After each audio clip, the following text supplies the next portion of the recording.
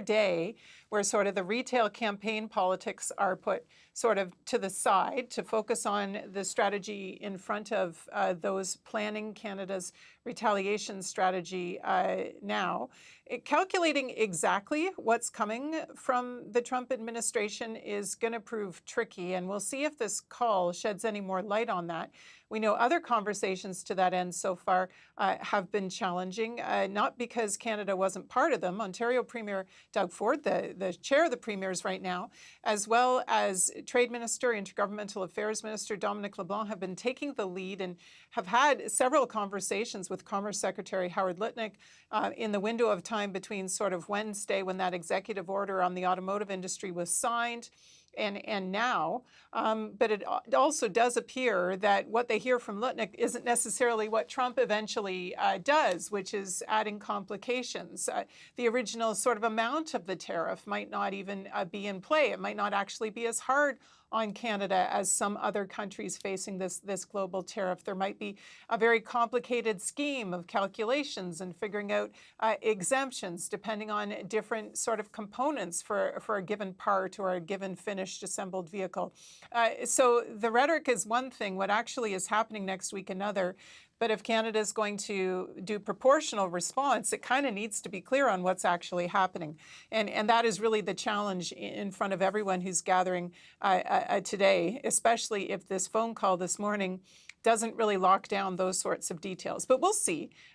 We found out that it was the White House that had reached out about setting up this call. That's what Mark Carney told us yesterday. We knew that there hadn't been a call, even a courtesy one, after Carney won the leadership or after his cabinet was sworn in, which under different circumstances might have been a neighborly thing. Carney had said previously to reporters that he thought maybe Donald Trump wanted to wait until the end of the election when he knew the person he'd be dealing with actually had a mandate to go forward.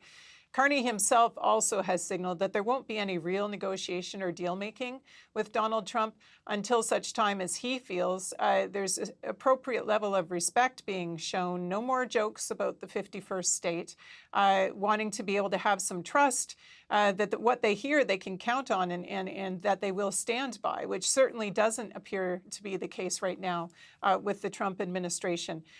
In the midst of all of this, there was a bit of a return to the campaign last night in Montreal, appearing with over a couple dozen Montreal area Liberal candidates. Mark Carney had some words for the crowd. Fairly packed house, about 1,000 people in this venue, we're told, and was discussing this trade issue, trying to provide some reassurance. We need to fundamentally reimagine our economy. It will take hard work.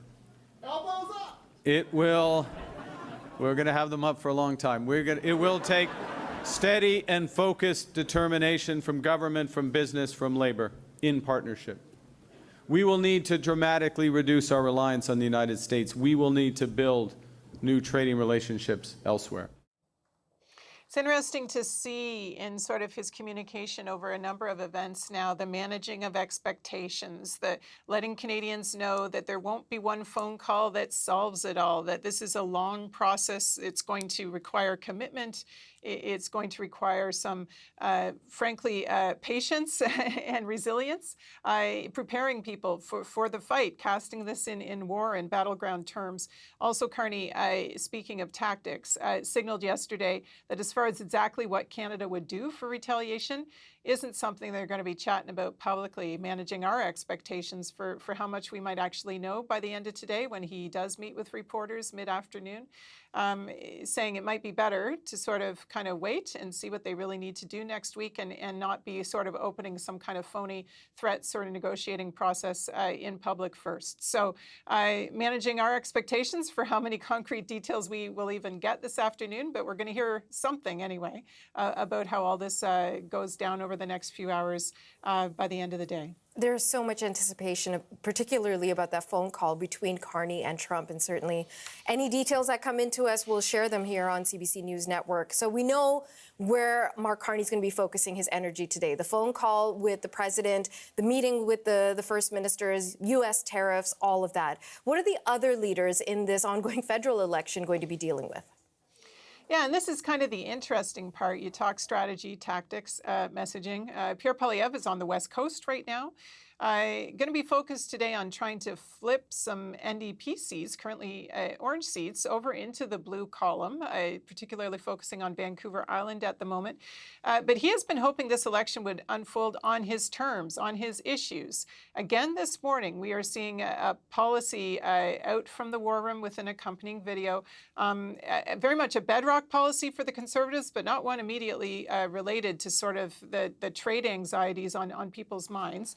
Conservatives in this social media post previewing what their boss is going to announce today, that the focus is on mandatory life sentences for a number of things: gun smuggling, human trafficking, fentanyl trafficking. If folks have seen this video on conservative channels, it is very dark. It is very threatening. It paints a very dire picture of sort of guns and gangs and crime on Canada's streets and the seriousness of the drug problem. And the impact of that has been felt on West Coast communities in particular. This has been a message that has worked for Conservatives in terms of getting them elected in some of these places in the past. No one's diminishing the seriousness of the ongoing drug crisis, but it is a video that also makes some of the same points that Donald Trump has been spreading around about sort of this being kind of out of control in Canada and a serious problem. And we know the consequences that has had for the talks around the border. We also know, too, though, that in a lot of these ridings, particularly Vancouver Island, the forestry industry, Trump's trade threats against that industry, very much a source of anxiety for people. Taking note of the speech that Poilievre gave last night at the rally he held in Surrey, we're told a very big one, but there are not traveling journalists with his campaign, so I can't give you a solid number for crowd size other than I've seen the pictures and I know it was big. But he was trying to connect the dots at one point in his speech between sort of the conservative message he was laying out in his kind of stump speech remarks and sort of the moment we're at in the trade war by critiquing Mark Carney's climate policies in particular. Take a listen. He has said that he wants a fatter industrial carbon tax on our steel mills, our lumber mills, our cement, and our fertilizer. All of that will be passed on. Higher steel prices will drive up the cost of cars and make us more dependent on the Americans who won't have to pay the tax because they have none south of the border. Imagine the one thing that Carney and Trump agree on is that they both want to tax Canadian industry. Trump wants to hit us with tariffs, Carney with a carbon tax. And that brings us to a couple of events this hour with the Bloc and the NDP that we're waiting for. Jagmeet Singh is going to be in Toronto today. He is focusing on housing issues again, specifically a critique that they were having of Mark Carney earlier this week, and it relates to his previous private sector experience as the chairman of the board at Brookfield Asset Management. That a portfolio of things under him in the org chart, if you will, included real estate properties, real estate management, and some specific actions that Jagmeet Singh earlier this week described have really done real harm to renters. So the policies they're going to be rolling out today, again, very much about how, in the NDP's view, important changes need to be made to, for example, make sure that sort of the government isn't helping people take advantage of renters, providing them with any kind of loans or favorable tax treatments, dealing with the way that corporations take advantage of affordable housing buildings, and then the people who have to rent there end up sort of paying the price for the profit seeking. So that's the messaging we're going to have from the NDP leader. Interesting sort of that he's going on that message today, given sort of what the other campaigns are focused on. Janice McGregor, thank you so much. You're welcome. Well, in the meantime, municipal leaders from across Canada, Mexico, and the United States are meeting in Washington today. The mayors are gathered to discuss the critical role trade plays in local economies across the continent. So front and center is the Trump administration's punishing tariffs. CBC's Sarah Levitt is on that story for us from Washington, and she joins us now. So, Sarah, what will you be watching for at today's meeting? Well, this conference really, of course, focused on North American trade at this pivotal time. Mayors from the U.S., Mexico, Canada, all getting together. And the notice about this meeting gives us a clue as to the stance of the mayors attending, really saying that the focus is on the critical role trade plays in making cities successful, but also noting that tariffs will have a devastating effect on families and businesses. So if we hone in on one in particular, the auto tariff, which we know is just one part of the Trump trade agenda, the mayor of Lansing, Michigan is here today, obviously concerned. It's an auto town, home to a major GM plant. Windsor, Ontario's mayor will also be there, or is there. Our colleague Lisa Singh is there now and managed to catch up with a few of the mayors as they headed into the meeting. We're here in a show of alliance to be able to talk about the impacts to our respective countries. And we're here in the United States, in Washington, with U.S. mayors who are strongly supportive because they understand the impact to their country and to their communities. And it's heartening to know that we have so many allies across the United States in this conversation. Of course, we know issues of trade happen in terms of negotiation at a federal level, but these mayors say they feel the immediate effects in their municipalities. They had mentioned the effect on families and business, zooming into the micro. Olivia Chow, Mayor of Toronto, is also here. Municipal government is the closest level of government with the people. And we want to show our American counterparts that this hurts a whole lot for both countries, and also it's important that we come together. Toronto has done some of what it can do in terms of the powers it has to retaliate against these tariffs. One of the things is restricting U.S. companies from bidding on city contracts. But of course, this isn't just Canadians. There will be the Mexico mayors as well as U.S. mayors there showing support, but also saying this hurts everybody. Here is the executive director of the U.S. Conference of Mayors, the host of this meeting. Well, I think the main theme of this meeting, the tone of this meeting is de-escalation. We're very disappointed in the way that our administration has attacked or gone after our friends that we love very much. We have fought alongside Canada. So they are currently now discussing, and they have set a time for a news conference to talk about just exactly it was what they spoke about. Meanwhile, they're also interested in hearing what this call between Prime Minister Mark Carney and President Donald Trump, what will that bring, and will the heat will it get more heated, or will things calm down? That's something that they're paying close attention to. CBC Sarah Levitt in Washington. Thank you, Sarah. And U.S. Vice President J.D. Vance is making a trip to Greenland, much to the dismay of many of its residents. We'll bring you the details on that trip coming up right here on CBC News Network.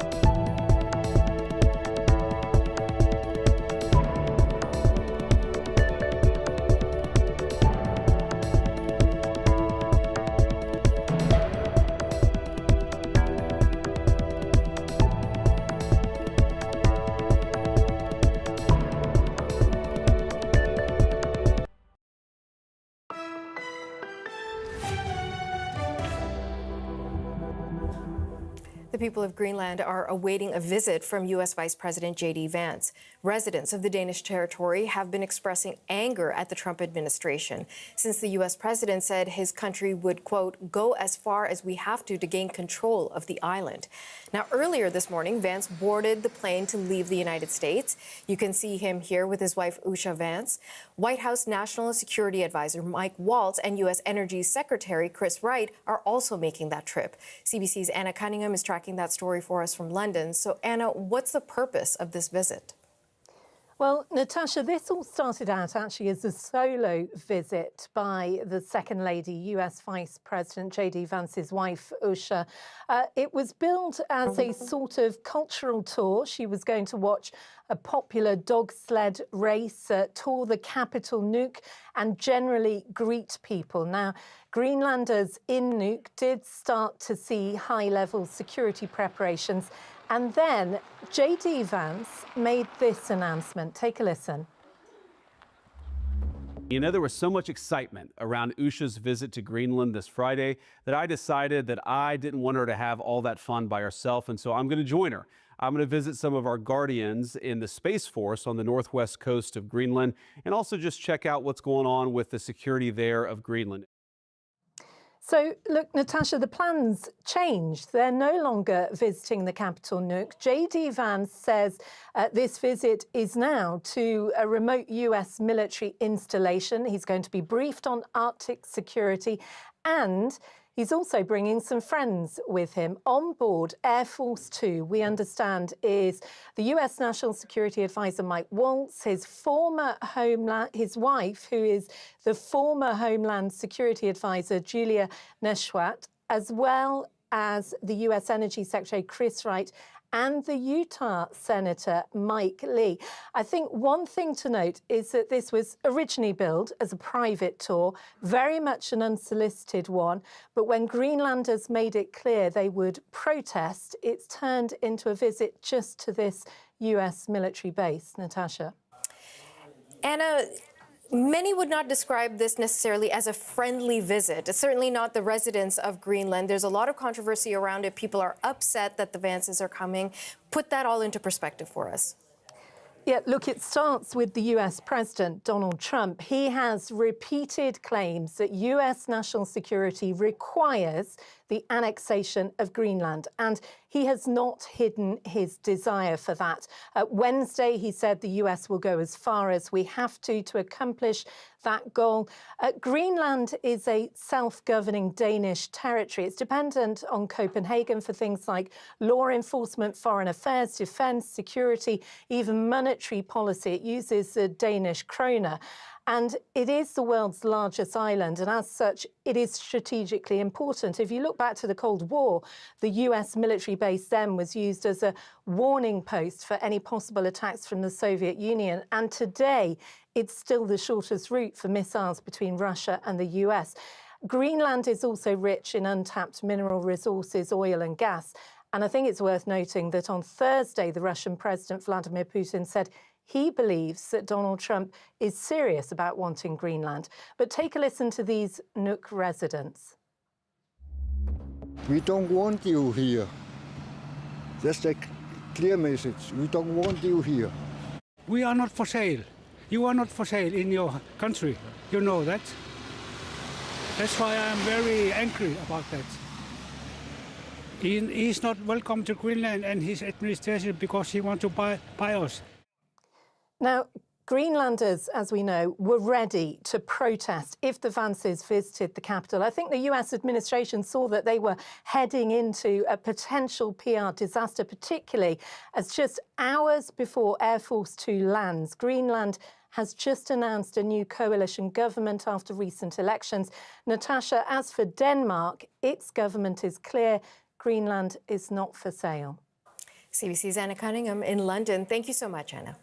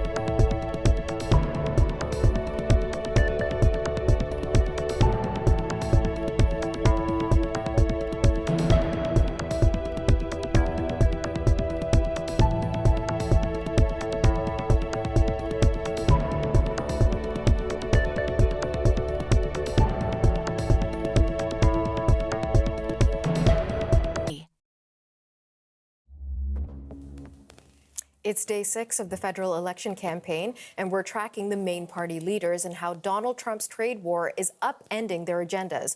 We're also expecting details from Mark Carney's first phone call with President Trump. And in the meantime, the policy planks and pitches just keep on rolling out. We're watching all of this for you. Now, keep in mind that accessibility rights and cost of living are issues that are important to many Canadians who are going to be voting. My next guest is among them. Alessia D. Virgilio joins us now. Alessia is an undecided voter. And Alessia, it's really good to have you back on the show. It's been a while. It is good to see you as well, Natasha. So, Alessia, I kind of gave it away in the intro, but why don't you tell us in your own words, what are the key issues for you right now in this federal election, particularly since you're an undecided voter? I think I have 3 main issues that are sort of really broad. And the first one is ultimately about access. And access is a really general term, but I'm concerned and want to hear more about access to the voting process, access to affordable and accessible housing, access to childcare, making sure that people with disabilities have access to the healthcare and the supports that they need in order to participate in the community. And that also includes sort of changing and tapping into the labor resource that we are, since most of us are unemployed or underemployed. And so that's sort of a huge issue that I really call upon all of the parties to connect with, to strategize about.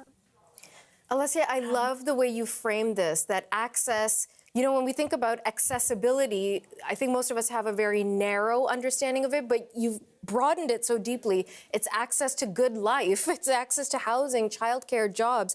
That's such a thoughtful way of putting it. So let me ask you then, is anyone talking about access in the way that you mean it right now? I feel like every party, some to more extent, some less extent, are recycling the same platforms.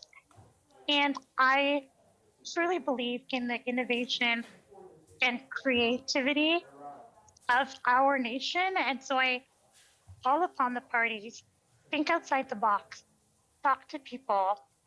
I think we need to be talking beyond tax credits, and beyond things that are just not really relevant or going to support people as much as they need it. On the issue of people living with disabilities, Alessia, and, you know, to be totally transparent, I've spoken to you about this before, but to be with the audience, you know, I have a sister with a disability. My father was in a wheelchair for a long time. So you don't know what you don't realize about how complicated life is when there's a disability at play until you're sort of living through it. What are some of the things that maybe these party leaders are not realizing about the challenges people with various forms of disabilities have to deal with all the time? I think, like, ultimately it's around access. And so we're talking about from the minute you get up until the minute you go to bed. And I think, generally speaking, a lot of people think that there is not a huge financial burden on people with disabilities, that the government, quote, takes care of us. And I think that that often gets overlooked. So having a disability, and that is very broad, it could be both invisible and visible disabilities, is a huge financial cost. And that financial cost translates to our energy, our time, our labor being used trying to figure out how to make ends meet. And so I think that that's something that I truly hope that the parties understand, that when access is provided, that we can thrive and that the nation will be better. Is there a party you're leaning towards at this point? I think I just need to hear more. I need the parties, all of them, to make it a priority in a creative and innovative way. So I'm not leaning towards anyone right now, but I'm looking to be swayed. And before I let you go, Alessia, I don't want to ignore the issue of when we're talking about access, even to vote. I understand you were speaking to my producer about this, about challenges in getting your vote out. Talk to us about that. How are you going to vote? I think how I vote depends on so many factors that are really dependent on the day. And so I, really think that we should be looking at ways to vote electronically, virtually, and, whether it rains or it snows or whether I get transit, all these things are going to be dependent on whether my vote even gets put into the ballot box. Have you ever missed an opportunity to vote because of these external factors? I missed the last provincial election because of these external factors. Man, I hope that doesn't happen this time around. Alessia, it's a pleasure. And like we said in the commercial, let's make this an annual thing. So I'll see you here next year for whatever the big political story is. Does that sound like a deal? Yeah. Sounds like a plan. Have a wonderful weekend. You too, you too. Alessia Di Virgilio is an undecided voter joining us from Toronto. And now we're going to take you to Quebec, where BQ leader Yves-François Blanchet is holding a press briefing about supply management. Let's listen. Monsieur Carney n'a pas de mandat. Has no mandate at this point. He has been elected by no one. He's taking every opportunity to evade and not engage in an election campaign. And only an election can give him a mandate. And Mr. Carney seems to assume, and this is the basis of his strategy, that the cause is finished. He will remain Prime Minister after April 2nd. But I have news for Mr. Carney. He may be in the opposition after April 2nd, and he, therefore, would be only a small manager himself. I mean, he might find it difficult to be in the House of Commons, but he may end up in a lesser position himself. And the last thing is, I've been doing the calculation since the number of elections and candidates in Quebec. There are many, many Bloc Québécois members who have been elected. So saying to the people who elected those members that he doesn't respect their choice. Every elected member from any political party in Parliament has the same legitimacy as the Prime Minister or any other minister who are first and foremost members of Parliament. And in fact, we've seen Prime Ministers that hadn't been members of Parliament. Mr. Carney has never been a member of Parliament, and he's never negotiated free trade either. So he knows no more about free trade than I do. So I'm going to treat Mr. Carney with respect and Mr. Poilievre with respect, but not showing respect for the Bloc in a democracy is lacking respect for Quebecers. In terms of the call between Mark Carney and the President today, what do you think Mark Carney should say to President Trump today? Well, I think it's important to remind him, and Mr. Carney will certainly do so. Mr. Carney must remind the American president that based on a very wide consensus among economists, the policies he's proposing will be toxic to the U.S. economy, toxic to the continental economy, and divide countries that are part of the free world, and will help Russia and India and other countries that are hostile to democracy as we know it. And he's going to certainly want to talk to him about oil and the financial system and steel from Ontario. At the same time, I would like him to say that in Quebec, there are very important economic sectors being targeted by President Trump that are important to us. And in a negotiation, we could come to a positive arrangement, but that will not happen without Quebec's assent, particularly if Quebec decides to protect itself against this type of threat. And Quebec Bloc members will be speaking for Quebec. There's some discussion about plagiarism in a PhD thesis. Listen, I think we have to be cautious here. I remember... All right, friends, we've been taking you live to Quebec, where Bloc Québécois leader Yves-François Blanchet has been speaking to reporters. Specifically, what we were hearing there is maybe some guidance for the Liberal leader Mark Carney, who's today serving as a Prime Minister in that role, where he's going to have a meeting, or at least a phone call, I should say, actually, with U.S. President Donald Trump. And so the Bloc leader offering some guidance on what Mark Carney needs to say to President Trump, including emphasizing Quebec's pivotal role in any trade negotiations as they move forward. So that's what we're hearing from the Bloc leader. We've also got CBC's Janice McGregor, who's following this along with us live. You were listening to much more of what we were able to take in. So set the scene for us, Janice. What are we hearing from the Bloc leader? Yeah, is it really a campaign in Quebec until you go to a dairy barn? I don't think so. So we know it's really on now. We've had a dairy trade adjacent announcement, particularly from the Bloc Québécois. Probably the most passionate, hardcore supporters of supply management, which is entirely consistent with the longtime support of Quebec nationalists, sovereigntists, going back to the PQ, even beyond, back to the 70s when the system of our unique Canadian marketing boards was set up in the early 70s. Here they are talking about a particular kind of set of events that happened in the last Parliament. There was a Bloc Québécois private members bill that actually got through the House with pretty substantial support, including from all parties, and that included a substantial chunk of the Conservative caucus, although there was a critical mass of Conservatives that voted against it. This bill would have tied the hands of Canadian trade negotiators, so they were no longer able to give up sections of Canada's domestic dairy market in future talks, be it with the Americans, with the United Kingdom, which is another bilateral trade negotiation that presumably will start up again. It's on pause right now.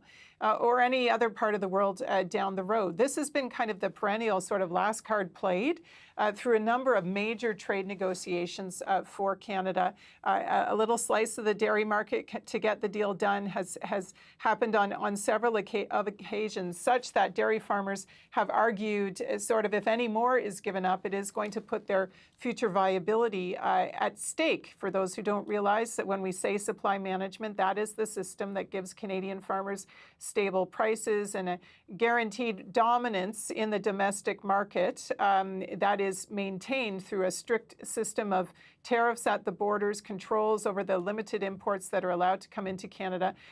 They have stability. In return, Canada agrees that it is just going to live inside its protected domestic market and not be a global exporter and compete with other countries on a large scale. That has been the deal.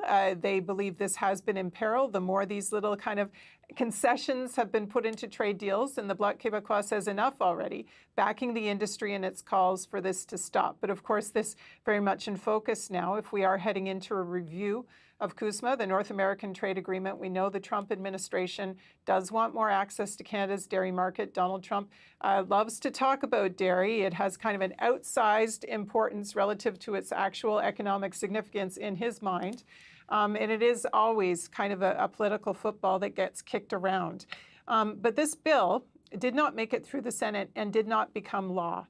There were people in the Senate who made arguments about how you shouldn't tie your trade negotiators' hands, that isn't kind of good policy. You always want them to be able to assess trade-offs and make smart decisions and not have Parliament sort of telling negotiators what might be the best deal in the future. So it didn't get across the line. It didn't become law. The Bloc signaling here they would reintroduce it and believe it should be passed and resent the Senate, frankly, for not getting the job done before the end of this Parliament. So that's their position. That's been their position. That continues to be their position. But new salience, perhaps, as we look ahead to future negotiations with the Trump administration. CBC's Janice McGregor in Ottawa. Thank you, Janice. You're welcome.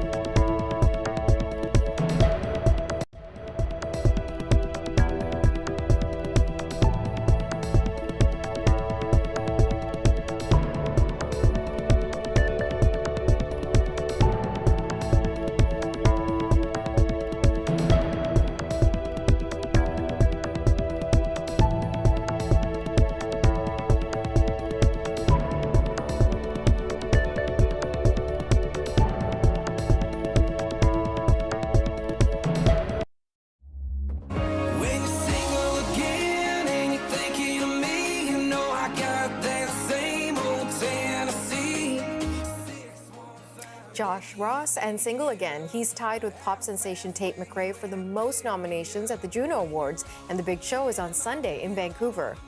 CBC's Eli Glasner is already in Vancouver taking in all the festivities. Eli, if you're there you are. Talk to us about the energy as the Juno weekend kicks off.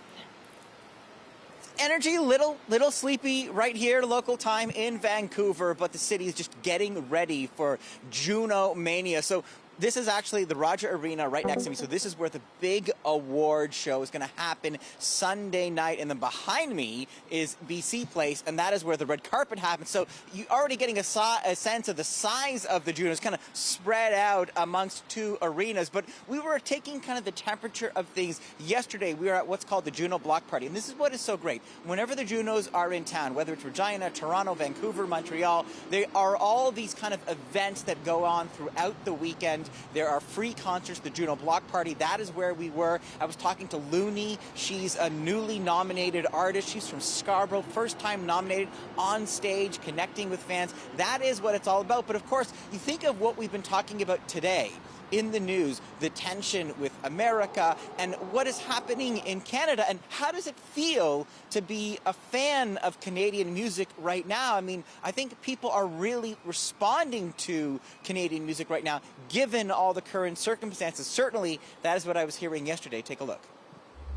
Definitely, I feel a sense of patriotism more. I want to support Canadian music more than ever. I think you have to support the Canadian artists for sure. Yeah, like at all times, but especially in these. Oh, I think the patriotism is amazing. So lots of patriotism, lots of love for Canadian music, and I think a difficult time for Canadian musicians because, yeah, you're going to tour across Canada, but a lot of them are touring in the States, and now there's concerns. I mean, there was a story, the musicians were pulled over, some tension with the police, a question of like, how easy is it to get across the border right now? This is never an easy thing for any touring band, and also that patriotic question of, do you want to be playing in America, even if you need to do it for your career at this time right now? Maybe it's a time to kind of embrace and really lean into your Canadian fans. So Eli, let's talk about the weekend and the show itself. What can we expect? Well, Mr. Michael Bublé, I mean, what a great host. It's interesting, I was listening to an interview with Tom Power, and he was saying, you know, at one point, when his career, he didn't know if he would be able to become the next Frank Sinatra. He actually considered coming back home to Vancouver and going into journalism. Just imagine that. He could have been a broadcaster like us, and I think he would have been great. What makes him such a great host? Because he's so authentic, that personality. I'm hearing that he's going to have something really special as the opening number for the Juno Awards. And then, of course, so much anticipation for Sum 41. Now, they are this epic rock kind of pop punk band from Canada, and they're done. They basically said, you know what, we're in a good place. We're going to go our separate ways, but before they do, we're going to get the boys back together. We're going to get them one last time on stage. So that should be epic. And then there's so many interesting themes this year. I mean, you played a little bit of Josh Ross off the top there, and country music is back in a big way. But another big theme at this year's Junos are the South Asian musicians. The South Asian music scene right now, Punjabi in particular, is just popping off. You look at what happened last year with Karan Aujla. This is a Punjabi rapper, one of the biggest in the world. This guy has billions of streams on the streaming platforms. He won the Fan Choice Award last year, and that was just kind of like foreshadowing what we're seeing this year, where in so many different categories, we have artists like A.P. Dillon, we have Supra, we have Janita Gandhi, and more. I was actually talking to an artist from Surrey, which is becoming kind of an epicenter for this new Canadian Punjabi sound. His name is Raman Singh Bains. Here's what he had to say about what's happening in where he lives, in this kind of music epicenter. So much talent. It's a pot of like the greatest soup you've ever had, and it's gonna overflow soon, and that's one oven we don't want to turn off. So, yeah, bubbling, it is pumping. There's lots of music coming out of Surrey and Vancouver. And in recognition of that, the Junos are actually introducing a new award category. So the South Asian recorded music, that is going to be the new award category. One of the many reasons why we're seeing so many of those musicians here in Vancouver. We're going to see them on stage, and that's about it. We're going to stand by. They're going to be opening the doors. We're going to be heading inside and have a chat with Mr. Michael Bublé and see what he has to say about hosting this year. Okay, CBC's Eli Glasner in Vancouver. Thanks, Eli. And you can watch the show live on CBC Television, CBC Gem, CBC Radio, and CBC Listen. That's Sunday at 8 p.m. Eastern, 5 on the West Coast. The strength of the economy is sure to be a talking point on the campaign trail. Stats Canada released new GDP numbers this morning, and they indicate the economy is still chugging along, but suggest that storm clouds are gathering. Scott Peterson is here to break down the numbers. Scott, let's start with the good news. The economy is stronger than was expected in January. It is. So it expanded by 0.4%. That was beating economists' expectations. And what we're seeing here is a so-called front loading that we saw a lot of our American customers, a lot of our oil and gas went south of the border trying to buy before all the tariffs hit up. But the story kind of ends there and it turns a little bit dismal. But take a look at this number here, this little graph here that shows you sort of when we talk about the GDP, we're talking about our $2.3 trillion economy. And this number breathes. It means all the goods and services combined is $2.3 trillion. And there you can see towards the right of the screen, it is continuing to expand just slightly, but you can see it slowing. Over to the left of the screen, you can see where it cratered there during the recession and it shrunk dramatically. But nonetheless, 0.4% was our expansion in the month of January. It was a little bit higher than expected. Overall, our GDP grew by an annual rate of 2.2%. That is more good news, a little bit higher than expected. And when we dig into the numbers there, our oil and gas extraction really was a strong sector within the economy. 2.6% expansion there and 3.6% expansion for the oil sands themselves. That shows you how important that sector is to the whole Canadian economy. But again, I say this is front-loaded because there's an early estimate by Statistics Canada to show that the numbers for February are somewhat flat. And we've got predictions from Bank of Montreal this morning saying that we're expected to see extreme weakness going forward. It could be a challenging spring. Read into that the tariffs, the reality that is now upon us. The OECD revised our growth estimates to down to 0.7% for this entire year. And if that holds true, that'll be the worst growth rate in the entire G20, except for Germany, expected to be even less than that because of all the car manufacturing there. Bloomberg as well puts our chances of even an outright recession at 35%. So lots of doom going forward, even though January was a little bit better than expected. So how is all of this uncertainty playing out on the broader financial markets? Yeah, this is like a microcosm to a lot of big stuff going on out there. We heard from the U.S. economy in terms of inflation. Their core inflation rate now is 2.8%. That's a little bit hotter than expected. And what we're gathering from this report is that consumer strength is kind of weakening, and yet inflation is still strong. Those two combinations means we could have stagflation, and that is a fear by a lot of central bankers out there. So we're showing that more inflation yet to come, potentially with the imposition of all these tariffs about to hit up on both sides of the border, and never mind that, around the world. And this is what the markets are trying to chew on this morning. Let's take a look at how the price of oil flirting with about $70 a barrel. We have the Canadian dollar, the euro, the British pound in flux, going from negative to positive again against the U.S. dollar. And we're also seeing flight to safety with a lot of these securities. Take a look at the TSX down well over 100 points. We have gold at new record highs. We have cryptocurrencies melting away. The S&P, the Dow, and NASDAQ decisively in negative territory. Lots of worry for them out there. Okay, thanks so much, Scott. Thanks, Natasha. This market update is brought to you by Emirates. Fly Emirates. Fly better.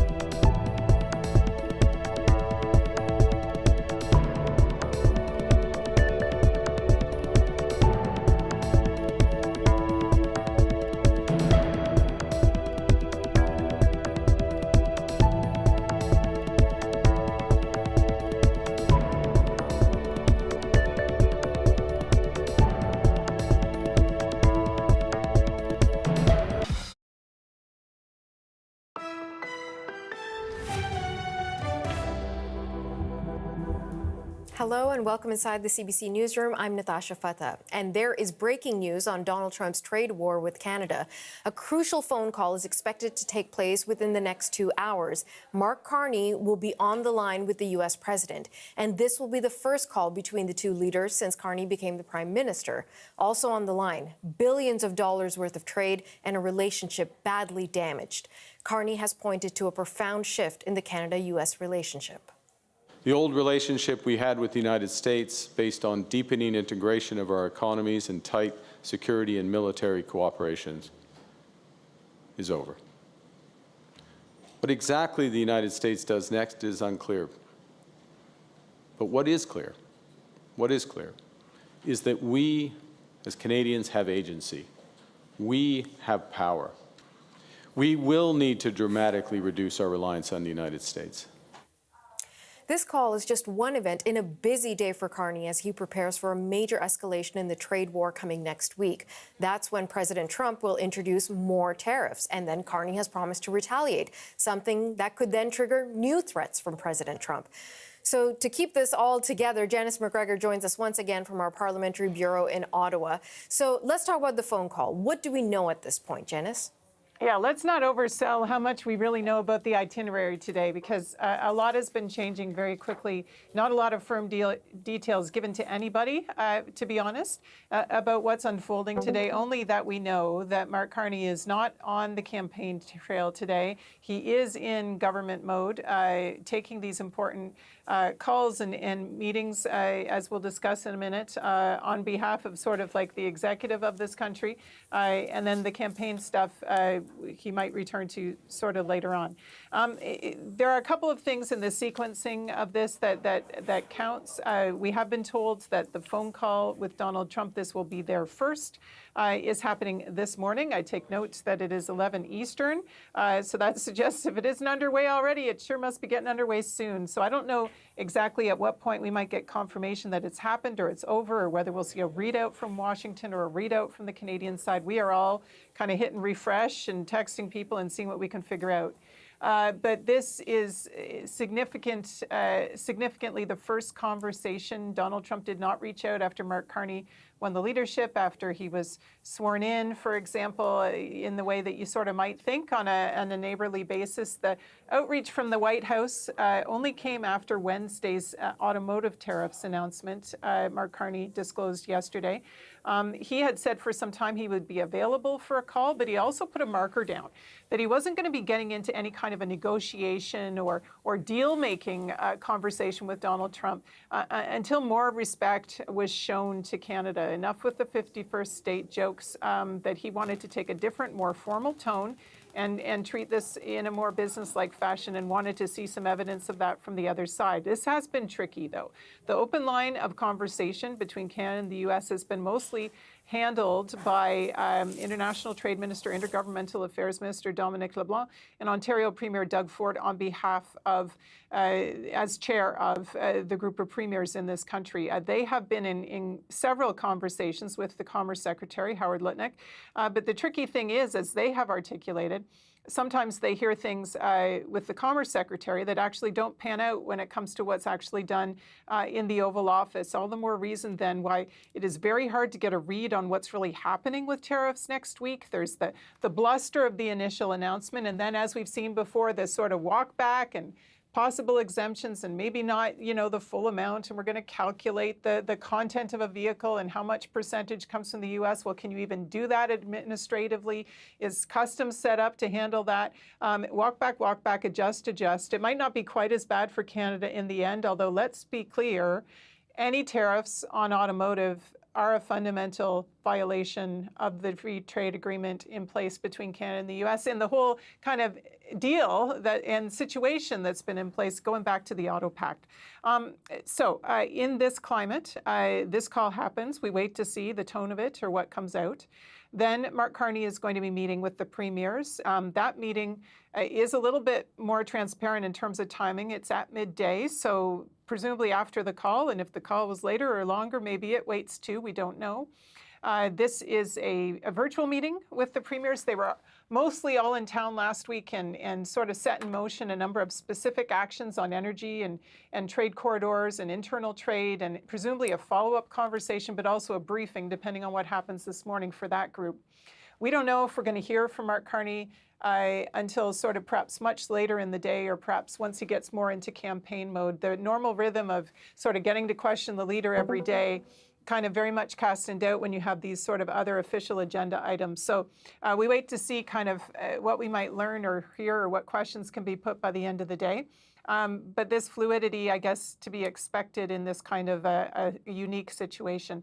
Last night, Mark Carney did return briefly to the campaign trail, was at a rally in a place about 1,000-person capacity for this room. He was there with over 24 Liberal candidates, a busy hall, and one full of people, booing Donald Trump and very kind of fired up about this issue, which of course is at the heart of the Liberal campaign. Here's a bit of the reassurance and the expectation setting that Mark Carney was doing last night. We need to fundamentally reimagine our economy. It will take hard work. Elbows up.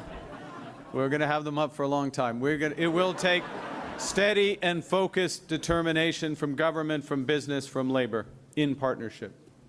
We will need to dramatically reduce our reliance on the United States. We will need to build new trading relationships elsewhere. Further on the theme of managing expectations, Mark Carney said yesterday he didn't think it was a good idea to be speaking publicly about what retaliation they might need to put in place by next week, was declining to sort of get specific about that. So we can't even say for sure whether by the end of the day we'll have a clear line of sight about additional tariffs from Canada's side, for example. This all just in a bit of a churn right now. So while Carney is busy dealing with all of that, let's talk about some of the other leaders and what they're going to be up to today on the campaign trail. Yeah, I'll tell you first of all about something that just happened. François Blanchet, the Bloc leader, focusing today on defending supply management, something that Bloc Québécois did in the last Parliament in the form of a private member's bill that would have tied the hands of Canadian trade negotiators so they couldn't in the future give up any more of Canada's protected domestic dairy market as a concession to get a free trade deal. That is, of course, something that happened in the arrangements with Pacific Rim countries, with the European Union, and most recently in the previous negotiation with Donald Trump over the new NAFTA. Of course, this issue comes up once again as people continue to suggest that maybe, like, giving him what he wants on dairy might be a way out of this trade war. Other people saying, yeah, maybe not. Is this really in Canada's self-interest to sort of bow in this respect? The Bloc Québécois wants a hard line drawn that this would not happen. Their bill passed the House but did not get through the Senate. Senators concerned about the wisdom of telling trade negotiators they could never, ever, under any circumstances, give this away if that's what it took to get a deal. But I want to play you just a clip from Blanchet about the state of the campaign generally, because we have been watching how things have shifted really quickly. In Quebec, shifting at the expense of the Bloc Québécois poll numbers. Our Rafi Boudjikanian asked the Bloc leader for his take on how the campaign was going, and in particular, sort of maybe not going that well for the Bloc Québécois. And Blanchet fired back with a bit of a hockey analogy. Take a listen. Do not have a good day for my Canadian friends. I haven't seen those polls either. However, I would tend to tell everybody, stop watching the board. You're missing a good game on the ice. Indeed, we are only 1 week in, right? So first period, I guess, wouldn't even be the metaphor. We've got a lot of campaign to go here. On the west coast of today is where you'll find Conservative leader Pierre Poilievre. He's going to be in Vancouver Island, looking at some of the seats currently held by New Democrats, but that they would very much like to flip into the blue column. The policy drop we got from the Conservatives, and just to remind our viewers, we know what Poilievre's going to announce every day well in advance, because they put it out on his social media channels with a video packaged for their target audience before the media sort of can get to it, or the campaign event happens. So this is what I can tell you. This is the tweet that their focus, their message of the day is about mandatory life sentences for those involved in gun smuggling, human trafficking, human trafficking, fentanyl trafficking. The accompanying video includes a lot of sort of dark imagery, dire pictures about the crisis underway and its human impact in Canada. This has been something that has really resonated with the Conservative base, including in Western Canada, where a lot of these issues have come to the fore, been real border concerns. But also things that Donald Trump has raised about Canada and part of his justification for taking trade action. Also, when you're talking about these Vancouver Island ridings, you know, the lumber industry, they have been in Donald Trump's sights. The economic anxiety about this trade war very much on people's minds. Poilievre's stump speech doesn't talk about this a lot, but there was a section of it in the rally he had in Surrey. You were seeing some pictures of it there, another kind of big rally for him out there. And listen to how he went after Mark Carney's climate policy and kind of tied that to the trade issue. He has said that he wants a fatter industrial carbon tax on our steel mills, our lumber mills, our cement, and our fertilizer. All of that will be passed on. Higher steel prices will drive up the cost of cars and make us more dependent on the Americans who won't have to pay the tax because they have none south of the border. Imagine the one thing that Carney and Trump agree on is that they both want to tax Canadian industry. Trump wants to hit us with tariffs, Carney with a carbon tax.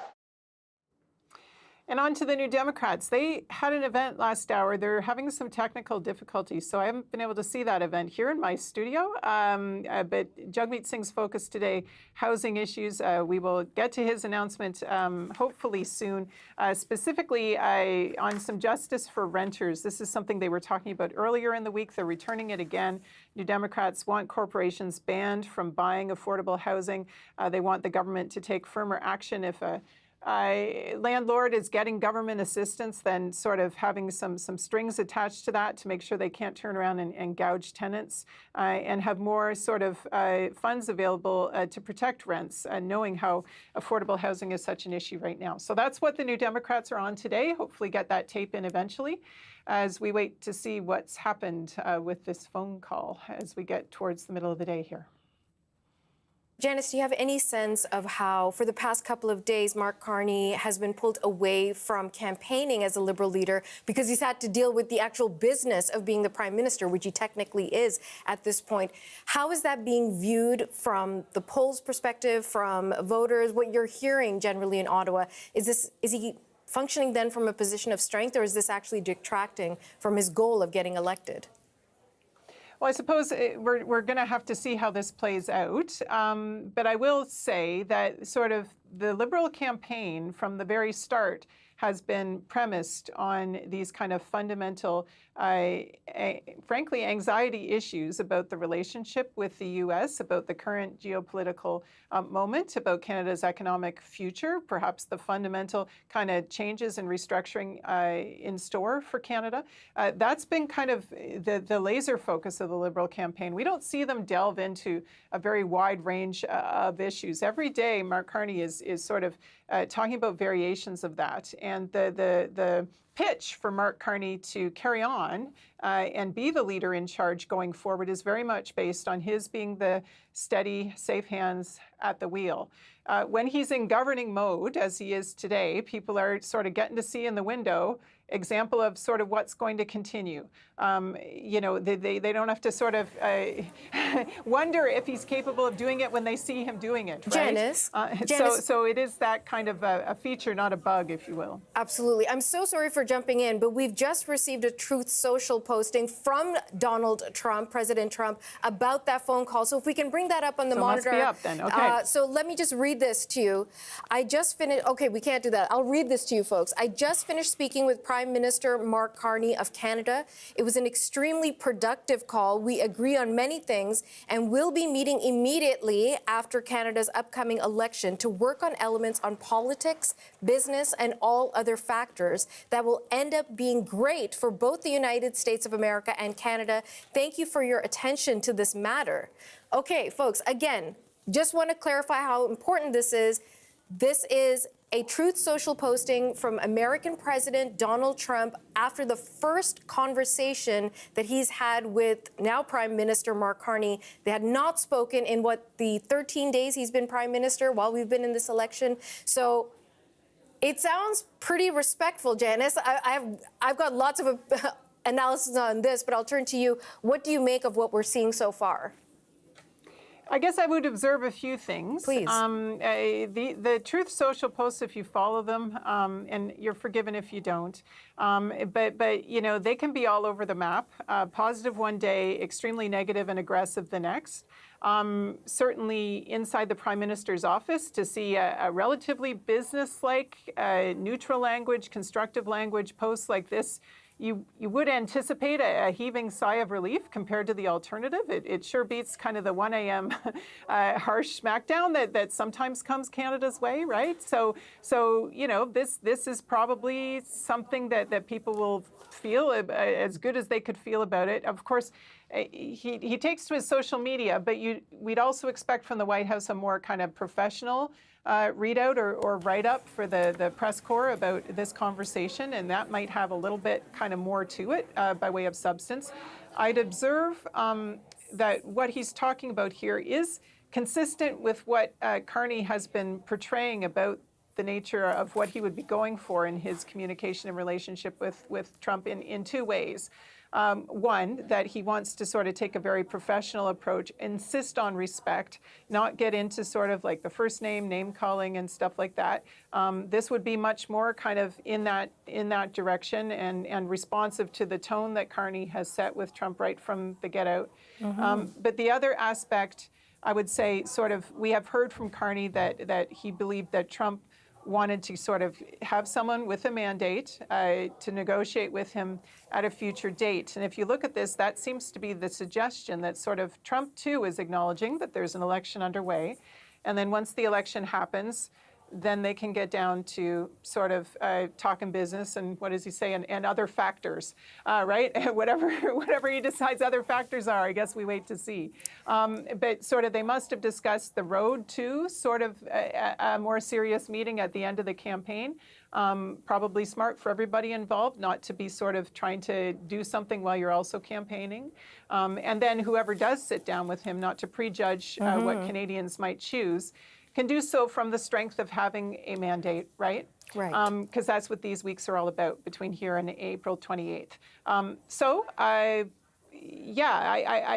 That's how I would read it. Even that, thank you for your attention to this matter. That's the way you'd sign off a business letter. Yeah. Right? Not a bully taunt, right? So it beats the bully taunt. So here's a couple of things that jumped out to me immediately, Janice, and we're just going to keep this conversation going because this is huge to finally have some insight into what a possible relationship between Trump and Carney could be like. The first thing is that he calls him Prime Minister Mark Carney rather than what many of us were dreading, that there was going to be some sort of taunt of Governor Carney. So there's no governor talk here. There's no reference to Canada becoming the 51st state. You talked about that sigh of relief. Certainly, just the respect afforded to him by calling him Prime Minister is a good sign for relations. I mean, we've spoken to Ian Lee, a longtime economist in the past, and he talked about maybe resetting the relationship between Canada and the United States. Certainly, this might be a step in that direction. He also sort of gives away what he thinks might happen in our federal election because he says, we agree on many things and we will be meeting immediately after Canada's upcoming election to work on elements of politics, business, and other factors. So he doesn't say it, but if Carney's not the Prime Minister after the election, you don't need to meet with him. So and it's no surprise, he said a few times before that it would be easier to work with the Liberal than it would with the Conservative, and has made derogatory comments or at least been critical of Pierre Poilievre. And there isn't this sort of Trumpian, we won, I'm going to make this work for Americans and America first. There is this notion that whatever we do, it's going to end up being both for United States and Canada. I mean, I think people might be forgiven for thinking maybe Trump didn't write this, and one of his people in his staff might have written this because the tone is so dramatically different than what we've seen, particularly during the last few months of Prime Minister Trudeau's time in office, and how nasty some of the rhetoric and the tone became between the two men, or certainly on the part of Trump. Yeah, I think one of the challenges, and frankly, this was the case during the first Trump administration too, Right. is that the irregularity of it, the erratic kind of statements that sort of 1 minute things do seem okay and cordial, and then the next minute get really aggressive and bullying, that things shift quickly without always a good reason for them to shift. You know, whatever he thinks is right in the moment, he kind of says it. The lack of consistency, a real challenge for anyone dealing with the Trump administration. So I guess what you might be picking up from is some caution on my part about reading too much into any particular social media post, right? The important thing with the U.S. For people who watch these trade files is not necessarily kind of what's said, even what's said out loud in front of cameras or in interviews. And this is a point that Kirsten Hillman frequently makes in sort of trying to guide people kind of through what is a really difficult time. Watch what they do. Right? Like, watch what the Americans actually put in place in the end. Her guidance is always not to overreact to any post or anything that might be said in an interview. Don't go chasing the latest sort of thing, much as we know that Donald Trump is a very on television, out there all the time kind of president. What really matters is the action actually taken in the end. So we are in a space where we are sort of waiting to see what the next action will be, and sort of what meeting comes to pass and what negotiation comes to pass. And so I guess I'm feeling a little cautious about reading too much into any one or, Truth Social post. We also know, I should be clear, Truth Social is a place where a lot of things we know not to be true are said. It is not a consistent provider of 100% factual things, right? So, leaning too much into any post from Donald Trump is something, I think we all have to put on our skeptical gaze and navigate extremely carefully here. I'm laughing, Janice, because here I am. I sort of feel like I'm the House of Commons being a little bit maybe bombastic, and you're there as the sober second thought of the Senate. Like, slow down a bit. This is not my first rodeo. Yes, fair enough. And, it's none of ours. We've been through an administration under Donald Trump before, but I just think that at this moment, because we didn't know what to expect. And certainly we're still waiting to hear from Prime Minister Mark Carney, Liberal leader Mark Carney. He's a full day. He's going to meet with the first ministers. That is not going to be open to the media, but certainly all those premiers are going to want to know, okay, what really happened, right? And you're looking for any kind of hint and clue. And you're right. By next hour, President Trump could post something on social media, including on Truth Social, that could be the complete opposite of this and get very aggressive in his tone. We've certainly seen that. But I think for people waiting for the very first inkling of what that conversation might have been like, at the very least, as we've both said, it's a sigh of relief. Go ahead. Yeah, no, and I was just going to say, be patient with this, right? We are going to now see Mark Carney head into a meeting with the premiers. We always know that after sort of first ministers' meetings, then we sort of get word from the various people in the meeting about what was discussed, and then you can start to sort of ascertain kind of what was shared and next steps. And then, as I mentioned earlier, we're sort of watching to see what actual kind of explanatory kind of communication and opportunities to ask questions we might have if Carney returns to sort of the campaign trail as we get into the weekend here. So a lot to unfold from the Canadian side in terms of how they perceived the conversation, where they think things are going, and how that affects their next moves as well. Whether this shapes the retaliation or the response to these tariffs, for example, because that was silent in terms of rolling back tariffs, right? Those are not aggressive words, but they also don't do what Canada would most want to hear from Washington right now, which is call up those automotive tariffs, right? So I don't think anyone. Sigh of relief is different than celebration, right? Right, absolutely. Okay, so Janice is telling us all to take a deep breath. We're going to do that. Janice McGregor, thank you for all your analysis and rolling with the punches at this moment. And folks, we'll be back with much more coverage of breaking news about the phone conversation between U.S. President Donald Trump and Prime Minister Mark Carney. We'll be back in just a moment.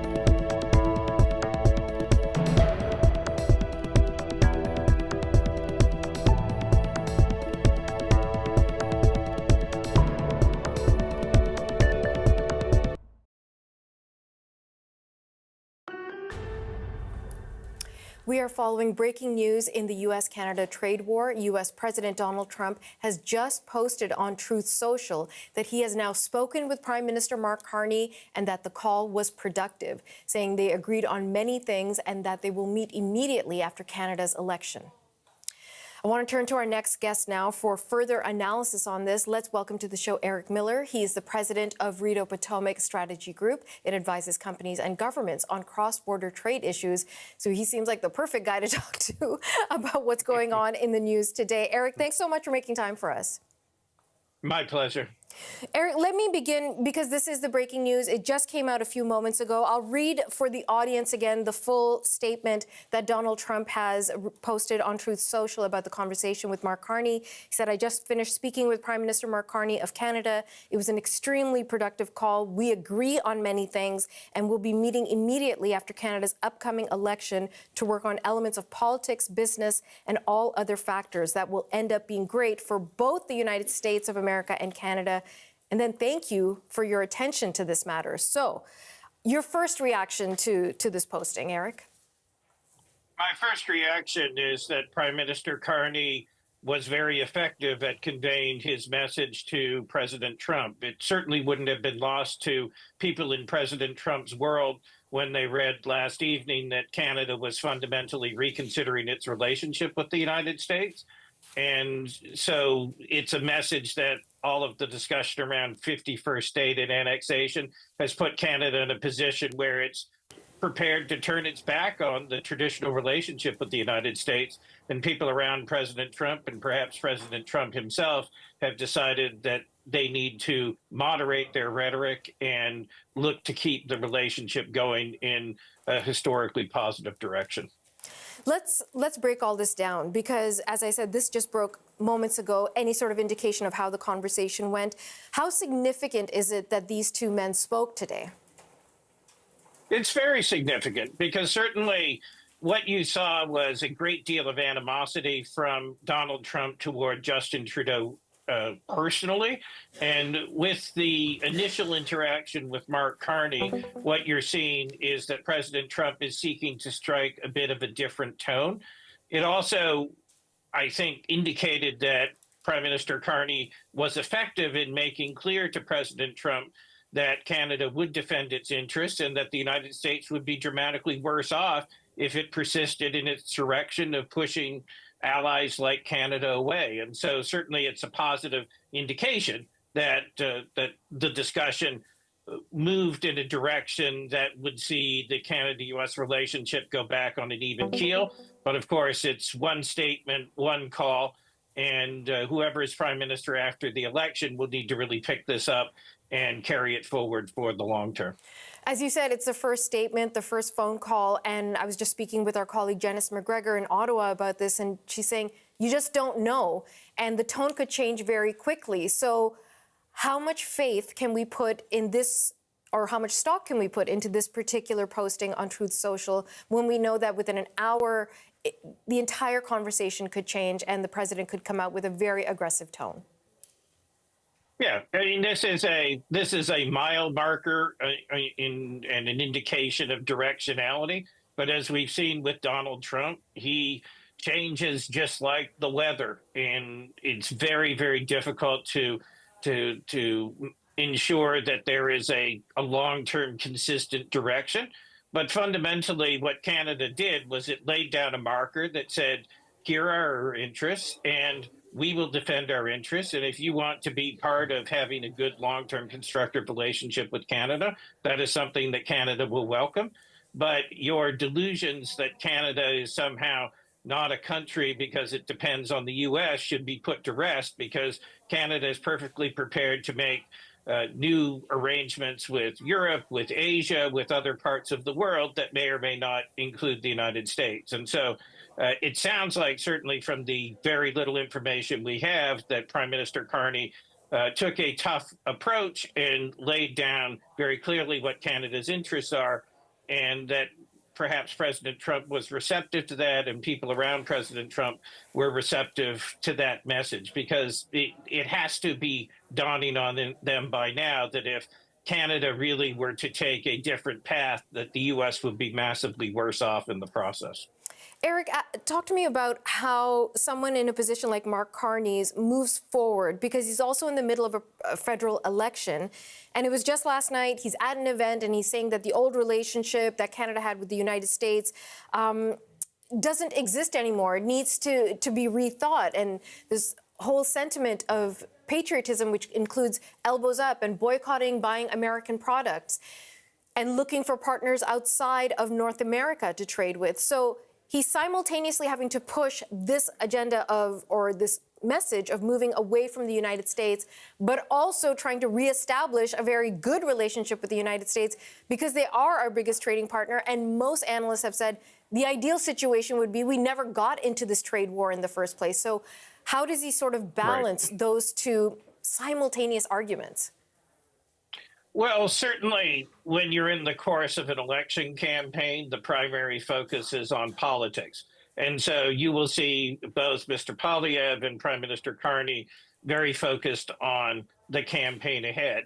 In essence, what Mr. Carney did is take time away in a period of an emergency from the campaign to continue to carry out his duties as Prime Minister. That included having a conversation with President Trump, but I expect that for the coming weeks that the leaders will see their rhetoric basically unchanged, and we'll see their focus very much on the election campaign.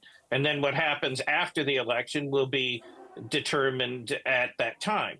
Now, fundamentally, a good conversation with President Trump is not something that any leader anywhere in the world would take as a permanent sea change. And so Canada's view around needing to diversify its trade, its elbows up strategy, that is not going to change in the next few weeks because of one phone call.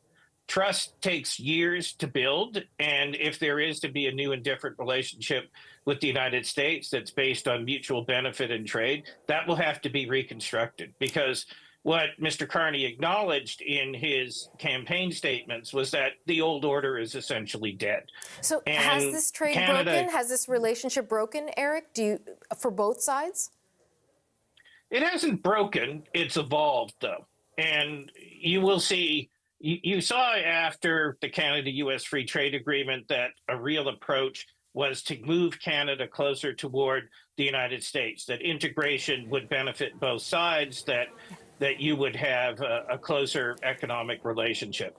What it has been left in the minds of Canadians is that the United States is no longer seen to the views of most people across the country and the political class as a reliable partner.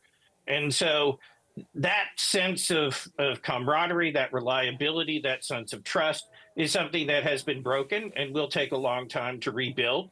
And there will be long-term consequences. Even if President Trump never uttered the words 51st state or attack Canada on trade again, this legacy is going to be in this relationship for a long time. And Canada fundamentally, having felt vulnerable, is going to feel that it needs to build things in a different direction. But even in a context of Canada diversifying its trade, I don't ever see a scenario where Canada trades less than at least half of its trade with the United States, which is still very significant because of the impacts of geography and how the business climates work. But fundamentally, the message is unchanged that trade diversification is necessary, a new relationship is necessary, Canada spending more on defense is necessary, Canada exporting its resources to other parts of the world is necessary.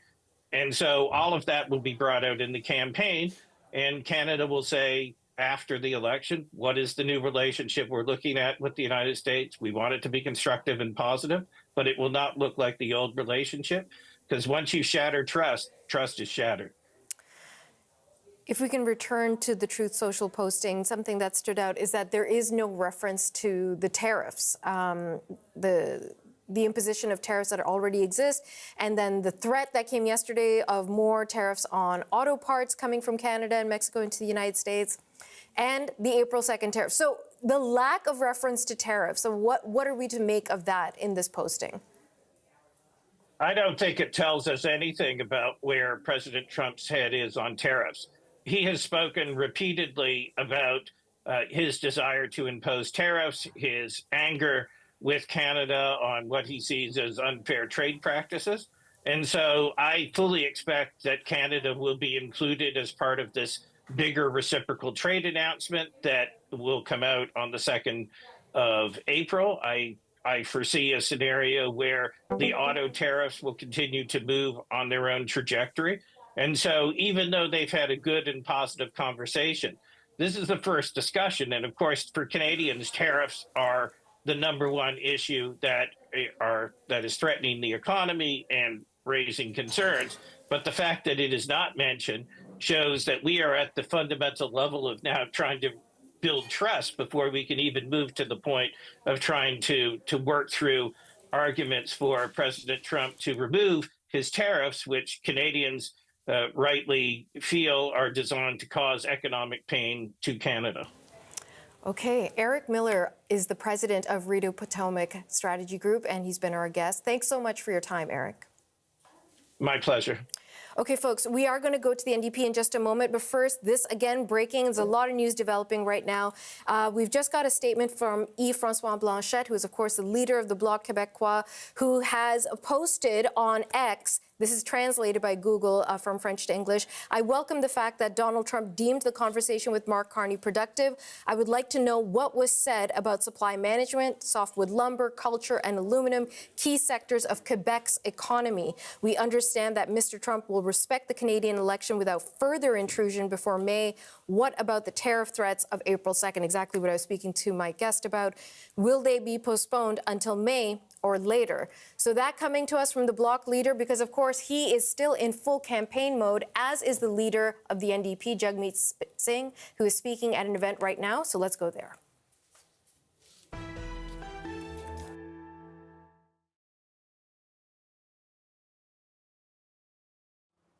We're going to take this problem head on. And we are going to ban large corporate landlords from engaging in the predatory practice of buying up affordable homes. We are going to ban that. We are going to ban that practice once and for all. And on top of that, we are going to end the handouts. The federal government gives money and low interest loans to large corporate landlords that are actually exploiting their tenants. So we are going to end those handouts. If you're gouging your tenants, you're not getting any money from the federal government. We're going to end that. And finally, what we're going to do is we're going to increase the Renters Protection Fund so that buildings, that tenants in those buildings who want to convert it into a cooperative will get supports to convert it into a cooperative. We're going to support community organizations to buy those buildings to keep them affordable. Not-for-profit organizations whose goal is to keep the rent affordable, not to squeeze every last cent out of the tenants. We want to build a Toronto where everyday working families can afford to live here, can afford to build a life here. Their kids can also live here. That's what we want, and that's what we're committed to today. And one more thing, if I can just close with this last point. Mark Carney has said that he has put his funds in a blind trust. But then on the flip side, he said, I have no assets to disclose. How do we know he's not still invested in Brookfield Investments? How do we know that he's not still making money off of their predatory practices? Every other leader that's running for prime minister has to disclose their assets and let people know, here are my interests. The fact that Mark Carney, who just a couple months ago was the chair of Brookfield Investments, a big corporation that was involved in predatory practices, going after hardworking people, doesn't let you know what's actually going on with his interests, should raise some questions. And it really is questionable when he says, on one hand, I've got nothing to disclose, and on the other hand, he says, I put everything into a blind trust. Well, regular folks don't need to put their money into a blind trust unless they have some significant interest. So I think he needs to explain what that's all about. Donc, je veux commencer en remercier Claire. Je pense qu'on est tellement heureux d'avoir un candidat comme Claire dans ce comté. Et like si Claire, vous voulez quelqu'un qui va se battre pour vous, and if you want someone who's going to fight for you, it's Claire in this riding of Danforth. And again, I want to thank Erin for sharing her story with us. Her story is a sad one, And that affects a number of people. It's the reality for many people. And that reality here in Toronto and a number of cities is that people who live in these cities are afraid that their building will be sold and that they will be evicted or be victims of renoviction, because that is something that happens frequently. And we also know that there are businesses that engage in practices that are exploitive. They find affordable housing and they decide to buy the building and jack up the rents. And I think that's the wrong thing to do. And what is even worse is the fact that Mark Carney was the chair of Brookfield Asset Management and decided for strategic reasons to buy up affordable housing to make a profit. And they targeted people like Aaron. They targeted everyday Canadians who are working hard. And they decided they'd make more profit on their backs. And this same person is running to be Prime Minister. And he's saying he'll resolve the problem, even though that he actually contributed to the problem. So I don't believe he can fix this. He's already shown himself to be on the side of the ultra-rich and the real estate giants. He's not there for you. And Pierre Poilievre just wants to remain close to the markets. We know that the markets don't like everyday Canadians. They're there for rich people and to enrich them further. So my message today is we're going to stand up for Canadians and fix these problems. Our proposal is to put a stop to real estate giants buying up affordable housing. We're going to put a stop to that. Second, we will stop the government from giving gifts to corporate landlords and real estate giants. And if you exploit renters, we're going to put an end to those kind of gifts to corporate landlords and corporations. And finally, we're going to expand the Renters Protection Fund and help people. We're going to help people like community organizations that want to buy buildings in order to keep that affordable housing. We can face this crisis and win, but it means that you have to have someone who's with you. And we're with you. We will always support people, not corporate landlords. So if you want someone who's going to work for you and address the housing crisis and put a stop from more exploitation on the part of big companies, it's the NDP. And one final thing. Mark Carney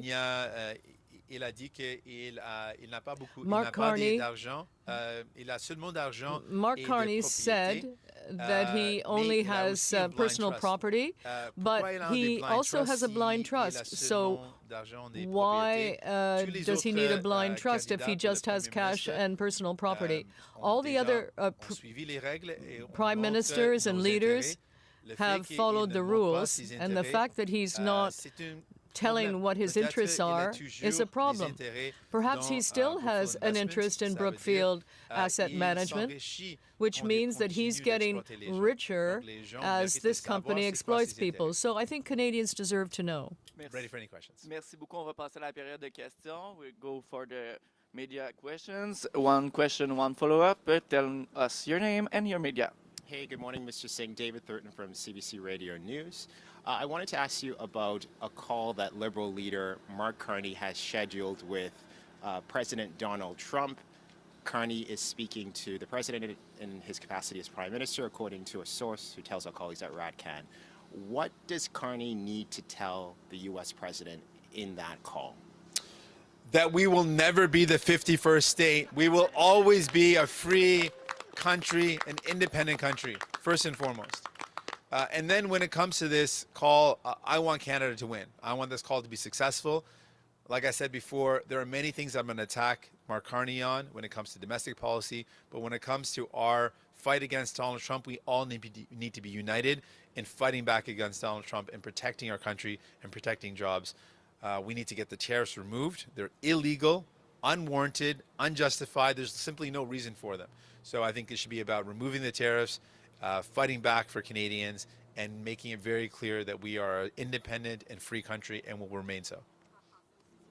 Oui, donc je pense que premièrement, il doit dire Well, que first of all, nous ne deviendrons he has pas to say jamais that la we will 51e never État. ever become the On est fiers 51st d'être state. un pays We are indépendant proud to be et an on reste ça. independent country, and we will Deuxièmement, remain on doit an dire independent country. que, Also, les tariffs sont he injustes has et to tell illégaux, him that those il tariffs doit are enlever ces unjustified tariffs. and illegal, Je vais and that they should be critiquer Mark removed. Carney sur les enjeux domestiques, I mais will quand on parle criticize de Mark notre, Carney on domestic issues, but when we're talking la about guerre a commerciale trade contre war Donald Trump, against Donald je suis Trump, sur l'équipe Canada, I et je am veux part qu'on of gagne cette Team bataille. Canada, and Je I veux want que us to win that battle, l'appel va bien, and I et hope on that the défend les call emplois goes au Canada. well and that we're able to defend jobs in Canada. You want Carney to have a lot of tough talk with the U.S. president, but in terms of how Canada should be retaliating to those tariff threats, do you think Canada should be imposing countermeasures, dollar for dollar, on U.S. autos? What needs to be in that call that says Canada is serious and we're not going to be backing down, aside from just tough talk? Yeah, I think we need to look at every tool possible to fight back. So retaliatory tariffs is one option. We also have talked about, and I think it's the right thing to do, to look at energy exports and putting taxes on those as a way to say, listen, if you need energy from us, you need minerals from us, anything you need from Canada, if you're going to attack us with tariffs, we're going to fight back with all the tools that we have. I think we need to be ready to fight back with every tool possible, and we need to present that in a clear vision that we're going to fight back, we're going to defend our country and defend our jobs. Thank you. If you can ask the question into the mic so we all hear you. I'll just do that in French. No, no, if you want, Mr. Singh. Oui, donc je pense que tous les outils doivent être sur la table. Yes, donc I on doit think être that prêt à all utiliser, possible tools should be on the table, that we should use energy exports as a tool to put pressure on Donald Trump. I think we should also talk about retaliatory tariffs. So everything should be on the table in this fight to defend our country and Canadian jobs. Good morning. Julio Rivas from Agencia F, Spain. Mucho gusto, mi amigo. ¿Cómo estás? Muchas gracias. Excelente. Yesterday, Mr. Carney said that the old relationship with United States is over. You have called for Canada to ban President Trump from the G7 summit. How realistic is that proposal, and what do you think that it would be accomplished with that? I think that the starting point, the premise, the whole reason why we have a G7 summit is to say there's 7 nations that are discussing their shared priorities as nations for the future and what we can do to work together to build a brighter future for our countries in collaboration. The starting point is accepting that we are all independent nations. If one of the people that's being invited doesn't accept that as a starting point, how does it make sense to have them invited to our country? We are the host. If we were not the host, we would attend and all partners would attend. But as the host and as a country that has been attacked by Donald Trump, who has attacked our very sovereignty, threatened our sovereignty, attacked us with illegal tariffs, I think that the summit should be used as an opportunity to talk about how we can work as allies against the threat of Donald Trump. And how realistic do you think that are those threats against Canada? I think they're real. Check. If the audio is still working, it's fine. I think those threats are realistic. I think he means what he says. He threatened tariffs. He's brought in tariffs. He's threatened our country. He means to threaten it with economic pressure. He's bringing economic pressure to bear. So we need to fight back. We need to take what he's saying seriously and make it clear that we will never be the 51st state. We will always be free. We will always be independent, and we are ready to fight back. Next question. Good morning, Christy Kirkup with the Globe and Mail. What is it like to campaign in the shadows of U.S. President Donald Trump? I think this campaign is really different. I think it's really put a lot of pressure on Canadians in a way that we haven't seen in a long time. Folks are feeling really worried. And there's been a general sense of worry that life's getting more expensive and it's getting harder to make ends meet, and that's real and that's still there. Then on top of that, there's this uncertainty, this unpredictability of Donald Trump that makes things even more intense for people. They wonder if I'm going to lose my job. As we produce anything that we manufacture in this country, the major purchaser is United States. So people are worried about their jobs. They're also worried that things are already so expensive that things are going to get more expensive. So all of this has heightened worries and heightened the intensity of what people are feeling and experiencing, and I understand that.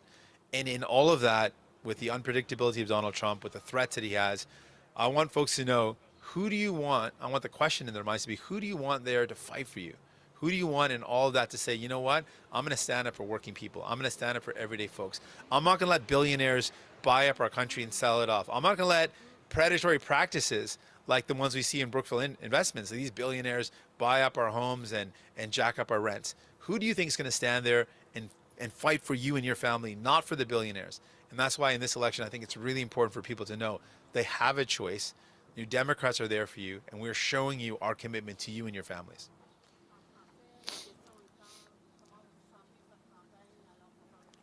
Oui.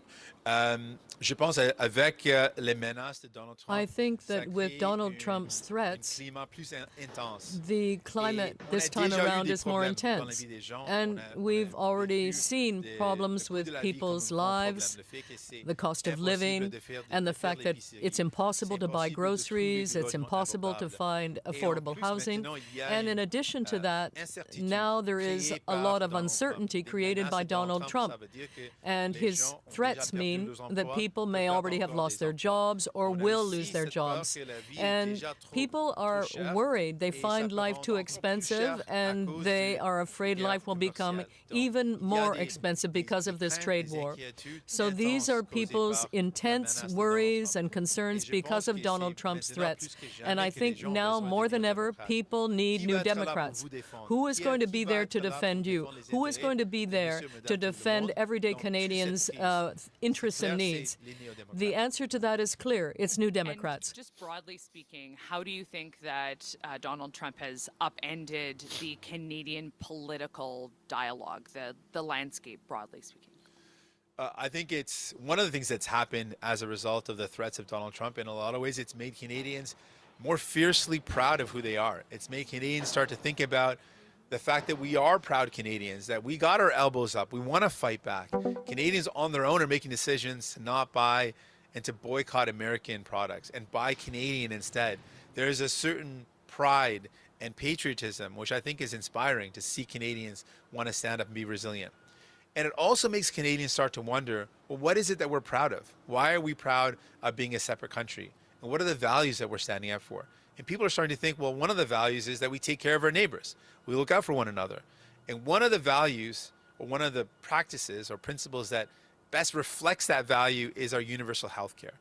And we need to double down on defending our health care. We need to make it stronger, not make it more like the Americans.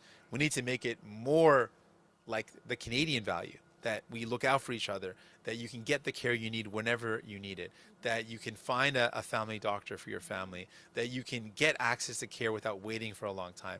So we need to double down on building a stronger healthcare system where we invest in healthcare workers and we build that Canadian promise that people believe in. Let's make that a reality. Thank you. Next question. Hi there, Mr. Singh. Marina von Stackelberg with CBC National Television.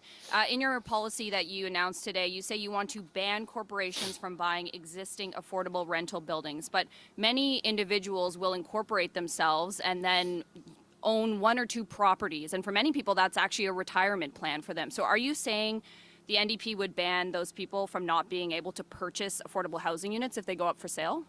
No, our focus is really on the predatory practice of equity firms, of hedge funds, of REITs, of large corporations.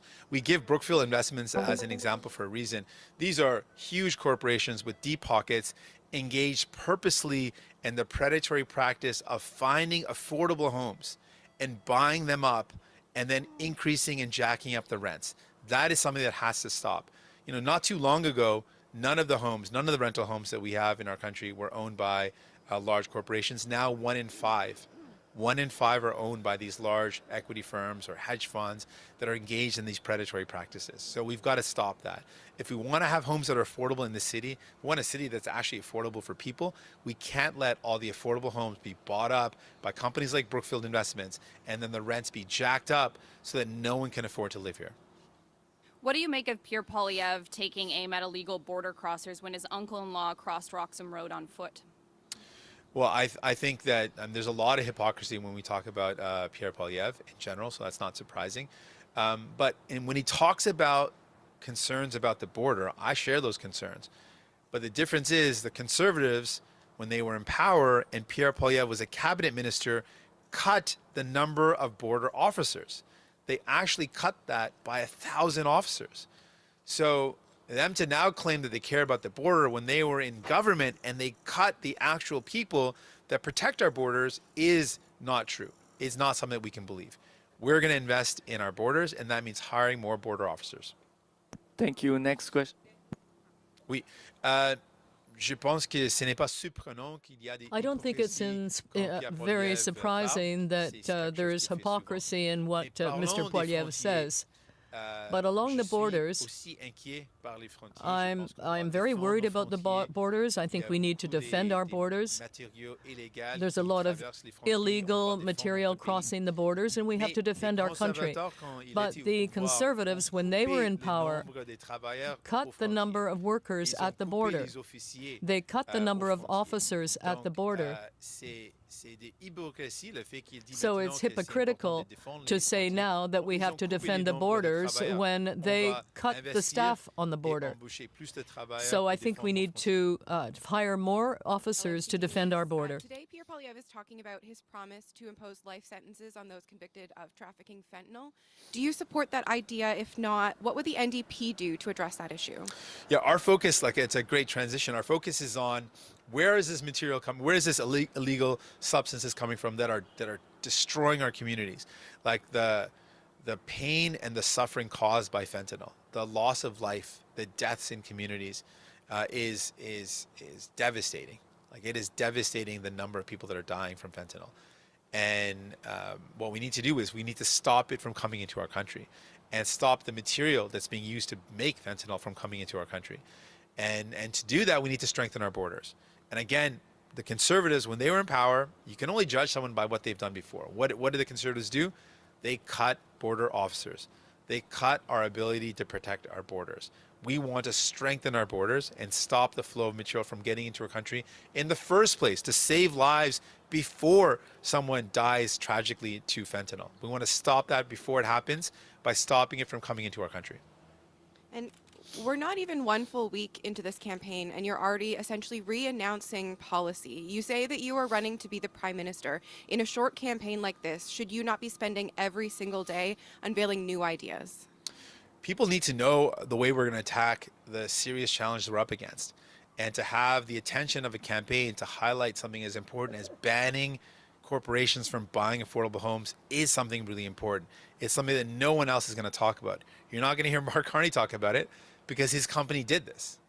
You're not going to hear Pierre Poilievre talk about it because he thinks the market's going to fix the problem. And we know how that turns out. The market's going to be great for rich investors, bad for you and your family. This is a policy that I'm proud of. I think it's something that's really going to change the landscape of our country. And it speaks directly to who we are as a party and who I am as a leader. I want to take on the powerful that are ripping you off and exploiting you. And I'm going to do that by banning predatory practices from large corporate landlords that are buying up affordable homes and targeting hardworking Canadians. I'm going to stop them from doing that. I want to build homes that are affordable, and I want to keep the homes that are affordable within reach. C'est une élection tellement importante. This is such an important election. Oui. Oui, c'est une élection tellement importante. It's such an important election. If you're just joining us here on CBC News Network, welcome. My name is Natasha Fatah, and we've been taking you to Toronto, where NDP leader Jagmeet Singh has been answering questions from reporters. I just want to make a note for folks who are watching that was earlier, just a little bit earlier in the day. There was a broadcast issue, so we were bringing it to you now, which is why the NDP leader was not directly directly responding to the Truth Social posting that we have received from U.S. President Donald Trump regarding the conversation he had with Prime Minister Mark Carney.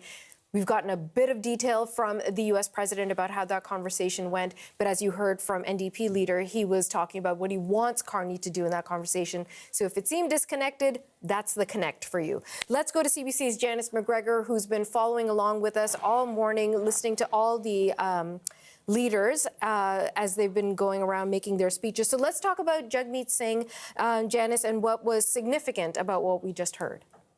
Yeah, so just quickly, I'll go over his announcement just for those kind of assessing the daily campaign planks. The focus for the New Democrats today on housing, specifically affordable rental housing. Several proposals in their platform, including banning corporations from buying existing affordable rental buildings, cutting off any handouts to companies that sort of take government money, preferential tax treatment, for example, and then turn around and gouge their tenants, and also talking about a boost to the Rental Protection Fund. This is something I believe already exists, but it is a way for nonprofits to be able to purchase affordable apartments and keep them kind of in the not-for-profit sector, which is sort of something believed helpful by housing advocates in terms of keeping rents down, making sure that sort of rents aren't jacked up to help shareholders. And the NDP has a very specific issue. This will be the second time they've raised it this week that pertains to Mark Carney himself and his former company, Brookfield, which does play in the real estate game, has invested in a number of real estate properties. And the NDP have brought forward people who had bad experiences with those buildings. And Jagmeet Singh framing this as something that voters should know in terms of sort of the company that Mark Carney was once the chairman of the board of, although I don't know that there's any indication he was kind of involved in the granular details of those particular buildings. He was sort of the board chair, sort of sitting on top of the organization. The question and answer, though, getting into a number of different issues. One that might have kind of caught people off guard because this is something that is just kind of moving its way into sort of mainstream media domain. CBC News still doing verifications and checks, but the question about Anna Poilievre's uncle, who it's now known and verified by the Conservatives. They've sent along the affidavit from his immigration case, crossed at Roxham Road. This is something that the Conservatives have spoken out against irregular crossings and that entire kind of system that saw a lot of people crossing into Canada, making refugee claims. There were strong words spoken by Conservatives about the need to deport people who made crossings like that. But now this reports that sort of a family member of Pierre Poilievre, his wife directly, was one who came from Venezuela, was sort of under persecution there, and then sought refuge in Canada, but crossed at that particular point. I'll note, you heard Singh's brief reaction there. I'll just note from the Conservative Party's point of view, they want, their statement is that Ms. Poilievre's uncle pursued his case through established channels, that he used an immigration lawyer, pushing back against the suggestion that there was some kind of assistance from a Conservative MP that somehow helped with this case. Again, this is something sort of that it is kind of an active chase, but also saying this is the Conservative War Room speaking, that this is a disgusting smear of Ms. Poilievre's extended family who have been subjected to persecution and political repression in Venezuela. And they say they won't comment further. Additional questions have been asked. So this is kind of something that's underway, but because it came up and we took it live, I wanted to give people that context. The other thing I would note about Singh's reaction, and we will get to this Trump phone call now, interesting to hear him, notwithstanding the fact that this news conference had a lot of critiques of the Liberals, kind of leave it at the water's edge and sort of saying, now he was speaking before we knew the outcome of this call, but saying he hopes it goes well, that as much as sort of he has particular thoughts about how future negotiations with the Trump administration should go and the things he wants to see protected by that and the extent to which the Liberals haven't always done a good job protecting things that matter to New Democrats and their supporters in the past. Nevertheless, that in Canada's national interest, he wishes this process well. So noting that, and now we can talk about sort of things that have happened since this NDP newser concluded. All right, why not? Janice, let's talk about the big news of the day, which is finally Prime Minister Mark Carney and U.S. President Donald Trump have had their first phone call. And we've got an inkling of what might have come out of it or how at least the tone went. What can you tell us? Yeah, it comes in the form of a Truth Social post. We've had it on screen all morning, and if people give it a look here, the language I think interesting. Although I said this earlier, I'm going to repeat it. Truth Social posts are all over the map. They frequently include things that aren't true. They are sometimes aggressive and bullying. They are sometimes very rah-rah celebratory. They blow like the wind all around. But this is kind of the first draft or the first take from the president. And we will watch to see an official White House readout, presumably after this. But these are the things sort of that we've noted in parsing this. First of all, that sort of there's no name calling here, that this is characterized as a productive call. Also, a suggestion that they would be meeting again, but that perhaps sort of more substantive talks would wait until after the election. I don't think on Canada's side anyone would disagree with that. The idea that you get into a serious negotiation before voters have made their choice about who actually has a mandate to have this conversation, I think across the board heads would nod about that.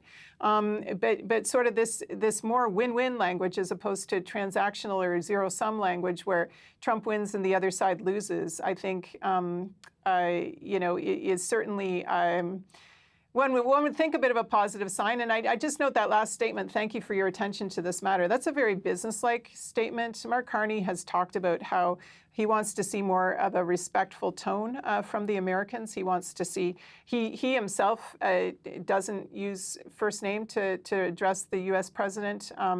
And wants to get this relationship more on a footing of sort of no more jokes, no more taunts, just getting down to sort of discussing the relationship in a business-like way.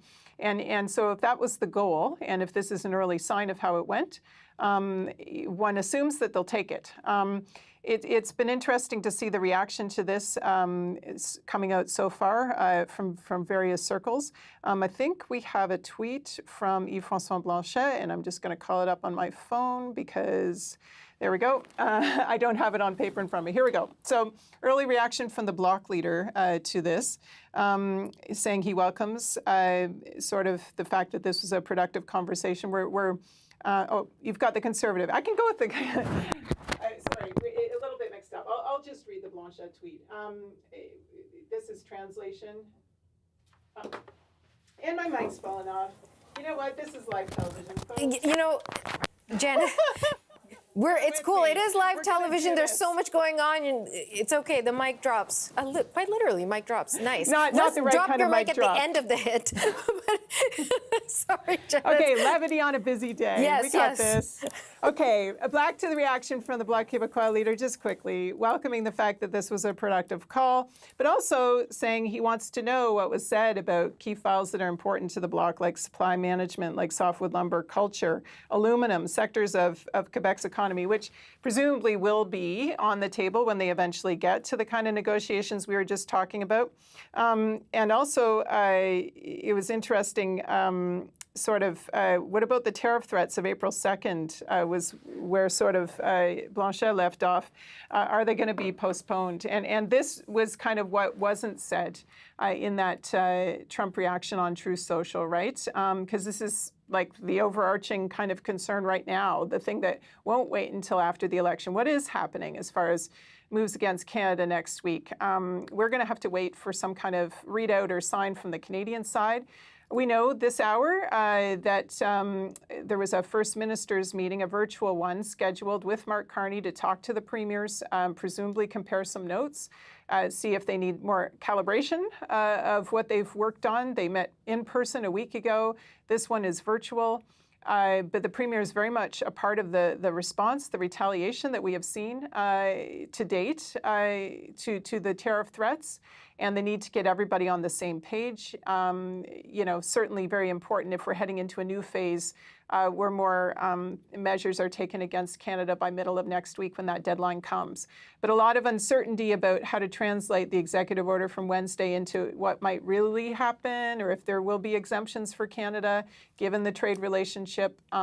These are all things that I think we're going to watch to see as people emerge from that meeting, and hopefully at some point speak to reporters what they can tell us about what we should expect. Okay, now you can drop the mic. CBC's Janice McGregor in Ottawa. Thanks so much, Janice. You're welcome.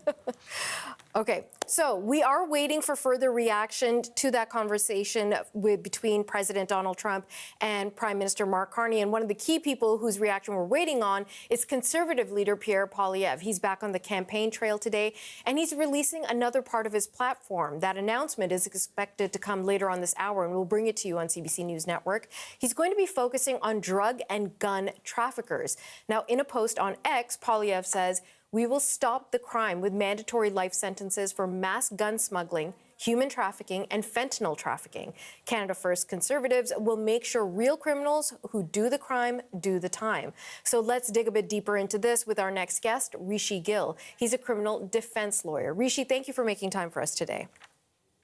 Oh, no problem, Natasha. Happy to do it. I'm very good, sir. Let's talk about how Pierre Poilievre is doing, because we're expecting to hear from him later on this hour, but we already have an indication of what the announcement is going to be. So the Conservative leader is saying he will impose life sentences for anyone who is convicted of 5 or more counts of human trafficking, importing or exporting 10 or more illegal firearms, and fentanyl trafficking. Life sentences. What do you think? Is that the right path to be going down? Well, it's gimmickry. Like the laws are already there that allow for that. So all this is doing is it's salesmanship during an election. It's not the proper approach to the justice system. And I think we can see with what's going on in the United States, with how when the rule of law breaks down and we start looking at solving complex problems with really simplistic and really inflammatory and emotive suggestions in order to, in the best case scenario, a naive approach, and in the worst case, a very cynical approach. And that's what's going on here. Okay, so break that down for me. Then what would be an appropriate response? Because people nobody wants fentanyl on the streets. Nobody wants anyone to die from fentanyl usage. They don't want it produced in this country. They don't want it being trafficked in and out of the country. They don't want illegal guns coming into this country that are used in crime. So what is the best methodology to try and prevent these things from happening? Well, I mean, as a criminal lawyer, I'll just simply say that a few of those questions are probably a little bit above my pay grade. That's probably something for politicians to solve. I can say that from my experience in the justice system, that the laws are there. I guess that's my main point. The laws exist to deal with these problems. So changing the laws isn't going to solve the problem. But the rest of it is political and policy ideas. I would suggest that people in positions of power may wish to think about the underlying causes and how to alleviate those issues. And that's not a bleeding heart, quote unquote, liberal or whatever statement from a defense lawyer. That's a common sense perspective that really Canada, in fact, is safer than it was in the 90s, much safer. The crime rate has slightly, in some areas only, gone up really post-COVID, which there's a lot of effects from there. And there's been some issues with inflation. There's been some economic situations. And to say that there's somehow Canada uniformly has become an unsafe, dangerous country is nonsense. So I guess what I would say is that laws exist that will solve, or they can deal with these problems. There is the proper discretion given to judges who are uniformly a middle-of-the-road bunch on the bench. I can say that from experience. And that underlying policy reasons, whether it's immigration, whether it is more strict border enforcement, those are not criminal law questions. Those are public policy questions. And there's mechanisms that exist. And those are questions that I think deserve an inquiry.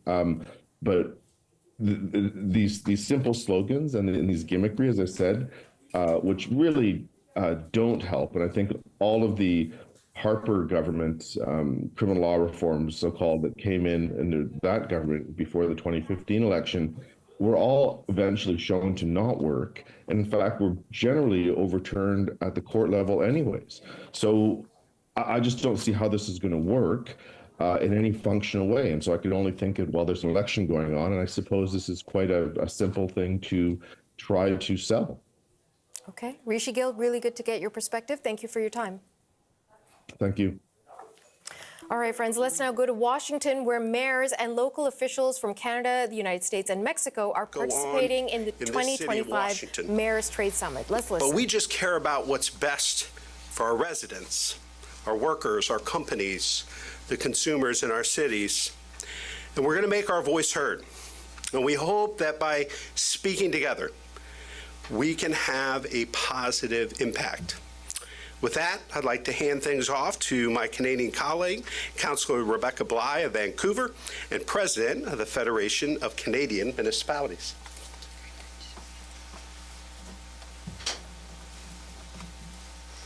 Thank you very much, Mayor Gunther. So hello and bonjour. First, I'd like to thank the U.S. Conference of Mayors for organizing this important summit.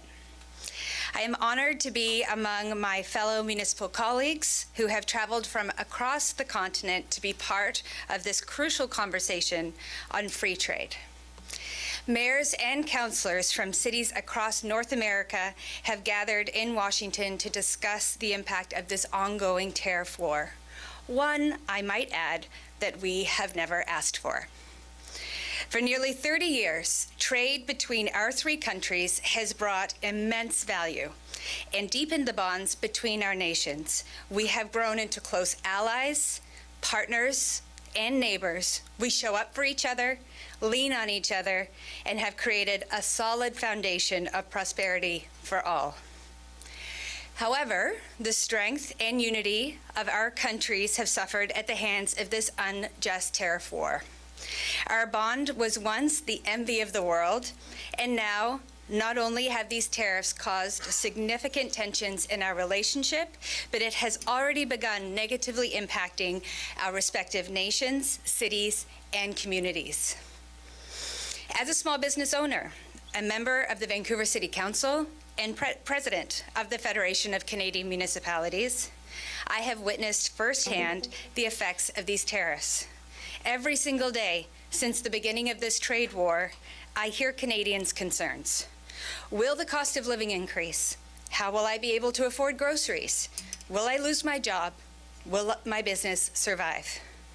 And at the heart of our communities are the local businesses that drive their economies. As it stands, nearly 90% of North American businesses are small businesses that rely on this cross-border trade. According to the Canadian Federation of Independent Business, more than a quarter of these businesses buy more than half of their goods from U.S. suppliers. When local businesses are struggling, local jobs are next on the chopping block. And right now, a large number of Canadians worry about losing their jobs, as businesses have already started to scale back on hiring. Many of my Canadian colleagues have shared with me that job losses in their communities were on the rise even before the tariffs were fully implemented. As many of us did, I got involved in local politics because I care about my city, and I want to help Canadians build a better life. We local leaders only want to see our communities grow and provide our residents with the services they need. But with these tariffs, municipalities across Canada are concerned about the direct result this will have on long-awaited infrastructure development, which affects housing construction and much-needed community and housing-enabling infrastructure. These tariffs put significant financial pressure on our local governments, especially on more rural, remote, and northern communities. Municipalities are on the front line of this economic downturn, which is hitting our country when it is already at its most vulnerable. This summit takes place at a crucial moment for us as Canadians as we prepare to vote for a new federal government. Canada's strength has always come from within, from our people, our natural resources, our industries, and our communities that make up our country. But right now, we are navigating deep uncertainty. Right now, all our energy should be on securing the long-term prosperity of Canada. However, we find ourselves engaged in a battle against unfair tariffs that are being imposed on our nation and our closest allies. So today, I was able to see firsthand the resilience of our country's relationship, the unity of local leaders, which goes beyond simple economic cooperation. The ties we have forged are stronger than any tariff. We are friends, partners, allies, and neighbors. Municipalities are the engines of our nation's economic growth. Together, we stand united and ask for these escalating tariffs to end. Today, we speak with one voice on behalf of Canadians, Mexicans, and Americans who deserve the economic conditions to ensure long-term prosperity for all. We are stronger together. Thank you, merci, and I'd like to hand it off to Mayor Olivia Chow. No, you know what, folks? Let's go back because Toronto's mayor is about to speak, so we definitely want to hear that. Yes, mayor from United States, Canada, and Mexico are speaking with one voice. During the summit, we express our fear, the fear of price of everything going up, cost of living making us life unaffordable, jobs lost. But despite that fear, there's a real sense of unity and hope to say that if we are together, and we know we are strong, we're resilient, we have deep friendship and culture and history together as a people in North America, and we share so much in common. And that spirit of unity gives us that hope as we share our stories of resilience, as we share our best practices on how we could get through this trade war by connecting, continually connecting with each other. The word that came out that I heard was solidarity, of being together. And we remain hopeful that our voices will be heard because we are a level of government closest to the people. And when people speak out, no one can ignore them. That's why we remain hopeful and will continue to connect with each other, continue this friendship, and continue this journey because we know we will pull through all of this trade war stronger together.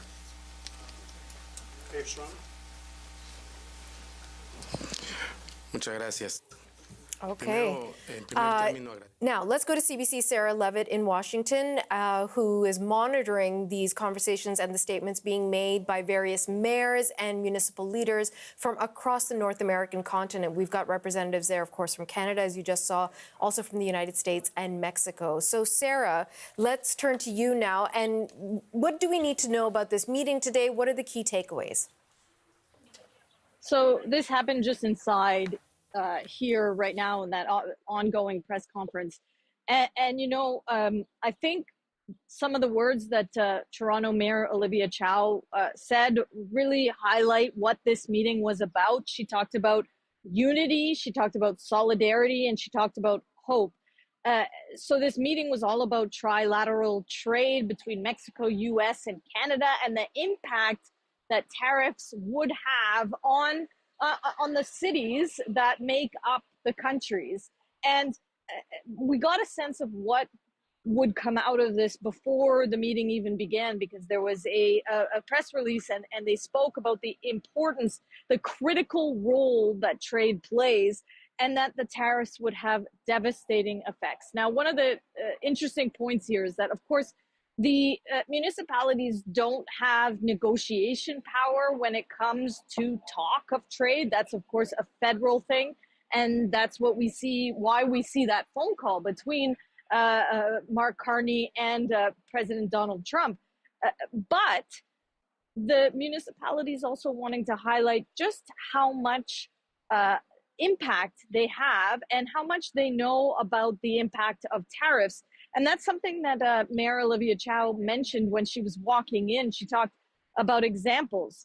Another example is from another attendee inside, Mayor Elena Nachu of Sturgeon County, Alberta, talking about that county's dependency on oil and gas as well as agriculture, and just how much each individual place has this relationship with the US and Mexico, and how much could be affected by these tariffs. So what we're seeing from these mayors inside is a show of unity. And I should mention that the US mayors as well saying this will be devastating for them in both Mexico and the US. And they're hoping that their voices coming together will be heard by those on high who are negotiating all these aspects of tariffs.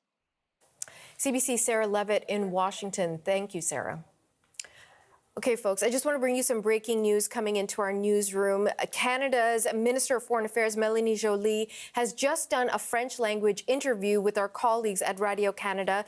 Some of the portions of her interview in French have been translated in English and sent to us here at CBC News. So I just want to share a little bit. She is responding to the phone call between Prime Minister Mark Carney and U.S. President Donald Trump. She, too, describes it as a productive call, and she says, Carney's goal is to defend Canada's interests while continuing to apply maximum pressure while being able to talk to each other with the president. The first call between Carney and Trump was cordial but firm. And she says, what I can tell you beyond the conversation between these two men is that our strategy is working. This is coming from Melanie Jolie. It's been working because from the beginning, our goal has been to win the support of the American people. The American people never voted for a tariff war against Canada. So she says we must continue to keep talking to Americans. She was asked about lower tariffs for Canada. She says there's a lot of hearsay. One thing is clear, that tariffs currently in place, that's what's being announced, but we don't want lower tariffs. We don't want any tariffs. She's making that clear. Again, she reiterates it's been a productive call. So just some of the information that's coming into us. In case you're just joining us, well, the big breaking news is that our Prime Minister has had a first official conversation with U.S. President Donald Trump. We didn't know how that conversation was going to go. We didn't know how long it was going to last. What we're hearing from both his representative in terms of Melanie Jolie and directly from the U.S. President through Truth Social is that it was a productive call. Again, a reminder, if you haven't heard, what Donald Trump posted is that it was an extremely productive call. He said that we agree on many things and will be meeting immediately after Canada's upcoming election to talk on elements of politics, business, and other factors. And he said, what we're going to do is going to be great for the United States and Canada. And then he thanks everyone for their attention to this matter. So this is a huge story because who knows what's going to happen, but this very important first crucial conversation between Canada's Prime Minister and the U.S. President has taken place. The tone so far, good, but let's see what happens. So we'll stay on top of that story, getting some reaction from Melanie Jolie, and we're waiting for further reaction to come from the leader of the Conservative Party, who's going to be speaking a little bit later on in the hour. Let's get to some other news, too, because the people of Greenland are not too excited by a visit by U.S. Vice President J.D. Vance. Residents of the Danish territory have been expressing anger at the Trump administration ever since the U.S. president said that his country would, quote, go as far as we have to in order to gain control of the island.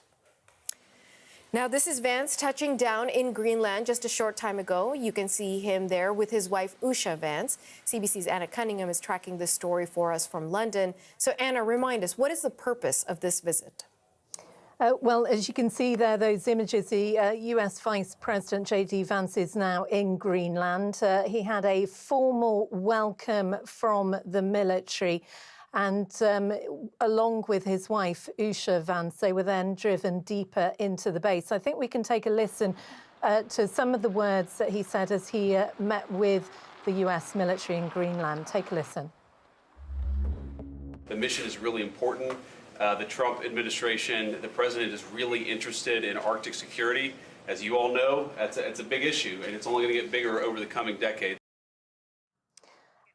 Natasha, we are told that they are going to receive 2 briefings, have lunch with members of the military, and then there will be a speech delivered at this base. It's called the Bidufik base, and it is in the northwest coast of Greenland.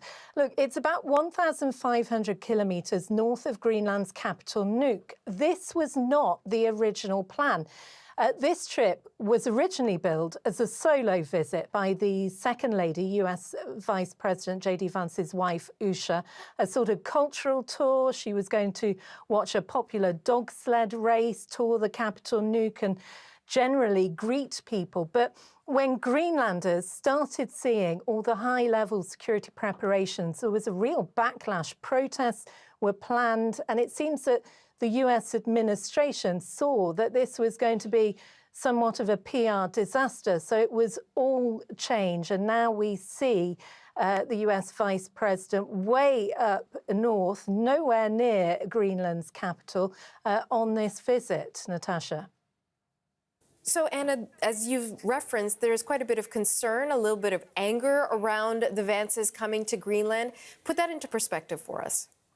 Well, really, it all goes back to the US President Donald Trump and his repeated claims that US national security requires the annexation of Greenland. He's not hidden that desire. Greenland is a self-governing Danish territory. It is dependent on Copenhagen for things like law enforcement, foreign affairs, defense, security, and even monetary policy. It uses the Danish krone. It is the world's largest island, and as such, it is strategically important. We know that during the Cold War, that US military base was used as a warning post for any possible attacks from the Soviet Union. And today, it's still the shortest route for missiles between Russia and the US. Greenland also is rich in untapped mineral resources, oil and gas. It's worth noting that on Thursday, Russian President Vladimir Putin said he believes Trump is being serious about wanting Greenland. But take a listen to these residents in Nuuk. We don't want you here. That's a clear message. We don't want you here. We are not for sale. You are not for sale in your country. You know that. That's why I'm very angry about that. He's not welcome to Greenland and his administration because he wants to buy us. So Greenlanders were ready to protest if the Vances visited the capital, but that's all changed. We now know they are in a very remote part of Greenland. It's unlikely they are going to come across protests. They're going to be inside that US military base. Greenland as well today has just confirmed a new coalition government. So, you know, the timing of this is crucial. Also, from Denmark, they have made it very clear that Greenland is not for sale. CBC's Anna Cunningham in London. Thank you, Anna. All right, folks, the breaking news just doesn't stop. A few seconds ago, we got the official statement from the Prime Minister's office, Mark Carney's office, about that phone conversation he had with US President Donald Trump. Please forgive me, I'm going to read this off my screen. It says, today, the Prime Minister, Mark Carney, spoke with President of the United States, Donald J. Trump. The Prime Minister and the President had a very constructive conversation about the relationship of the two countries. The leaders agreed to begin comprehensive negotiations about a new economic and security relationship immediately following the election. In the interim, the leaders agreed that conversations between the Minister of International Trade and Intergovernmental Affairs and President of the King's Privy Council of Canada, Dominic LeBlanc, and the U.S. Secretary of Commerce, Howard Lutnick, will intensify to address immediate concerns. The Prime Minister told the President that he would be working hard for the next month to earn the right to represent Canada in those discussions. The Prime Minister informed the President that his government will implement retaliatory tariffs to protect Canadian workers and our economy following the announcement of additional U.S. trade actions on April the 2nd of 2025. Okay, a bit more clarity, folks. The things I want to put some fine points on. What we know is that the conversations around trade and tariffs are going to continue, but who's going to be representing Canada primarily in those conversations is a name you've become quite familiar with in the past few months, Dominic LeBlanc, who is, of course, the International Trade and Intergovernmental Affairs Minister for our country, and he's going to be having those conversations with a critical person in the U.S. administration, Howard Lutnick. And on that point, we also know that Carney is going to continue as his position as leader of the Liberals. He says he needs to earn the votes from Canadians in order to represent them in those talks. Lots more to dig into. We're going to do that after the break. You're watching CBC News Network.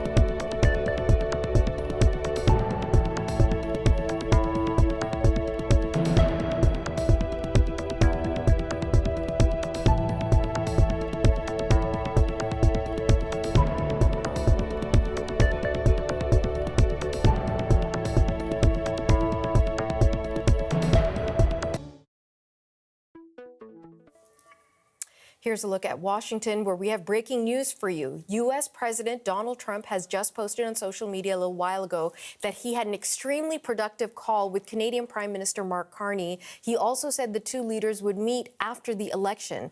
Trump said on Truth Social that the pair can find common grounds on politics, business, and all other factors. Now, that is significant, folks, but the real breaking news happening just seconds ago is that now we've heard from Prime Minister Mark Carney. His office has put out a statement. It's there on your screen now. Might be tough for some to read. Let me share some of the highlights for you. The statement does say that they had a very constructive conversation about the relationship between our two countries. They have agreed to begin comprehensive negotiations about a new economic and security relationship immediately following the election. But in the interim, the leaders have agreed that conversations are going to continue between their two countries. The primary representatives are going to be for Canada, Dominic LeBlanc, the Intergovernmental Affairs and International Trade Minister. And on the United States side, their Secretary of Commerce, Howard Lutnick. They're going to be dealing with the immediate concerns because, of course, as you know, we're in the middle of a federal election. And so Mark Carney has said that he wants to work hard for the next month to earn the right to represent Canada and Canadians in those discussions. He also goes on to say that Mark Carney has informed the president that his government will implement retaliatory tariffs to protect Canadian workers and the economy following the announcement of those U.S. trade actions for April the 2nd, which are coming up next week. So lots of moving parts, lots of developments. Let's turn to CBC's Karina Roman, who's following a lot of this for us, joining us now live from Ottawa. Karina, wherever you want to start, where do you want to dive in? Well, let's talk about the fact that we have two readouts now. One that's not really the official White House readout. It's the Truth Social post from Donald Trump and the official Prime Minister's office readout of the call. And both are positive. There's no name calling in Donald Trump's post. It's all very cordial and proper on both sides. And, you know, still an opportunity in the readout of the Prime Minister, from the Prime Minister's office perspective. They still mentioned that there is an election going on, right? And I just note the line, earn the right to represent Canada in those discussions. You know, can't help but put that in there, that's something that obviously Mark Carney is trying to do right now, even if in this official capacity he's donning his Prime Minister's hat. He is also the leader of the Liberal Party and trying to win a mandate. We also do have an interview well, we don't, but Radio-Canada did an interview with Foreign Affairs Minister Mélanie Jolie, where she also gave a bit of insight into the call. So I'll just share that with you. She says that Mark Carney's goal on the call was to defend Canada's interests, continuing to apply maximum pressure while still being able to talk to each other. So not damage the relationship in doing those two things. And she described the call that she was not on as cordial but firm.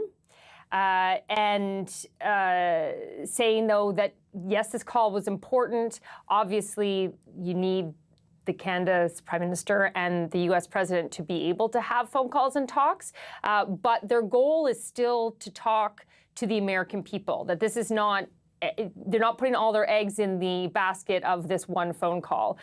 Because as Mélanie Jolie says, the American people never voted for a tariff war against Canada. So she says we must continue to talk to the Americans. It's our best way to force the president to back down. She also talked about the uncertainty and questions swirling around the auto tariffs that, of course, we've been discussing the last couple days. Canada being told, and Ontario specifically, that we will not be hit as hard as other countries, but the goal is to have no tariffs, not to have lesser tariffs.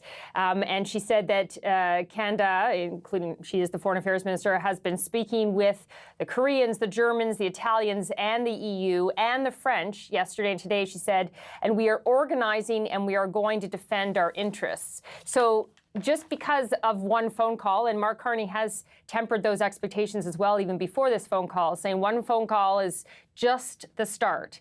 From what I'm reading from these readouts, it was a start in terms of setting the tone.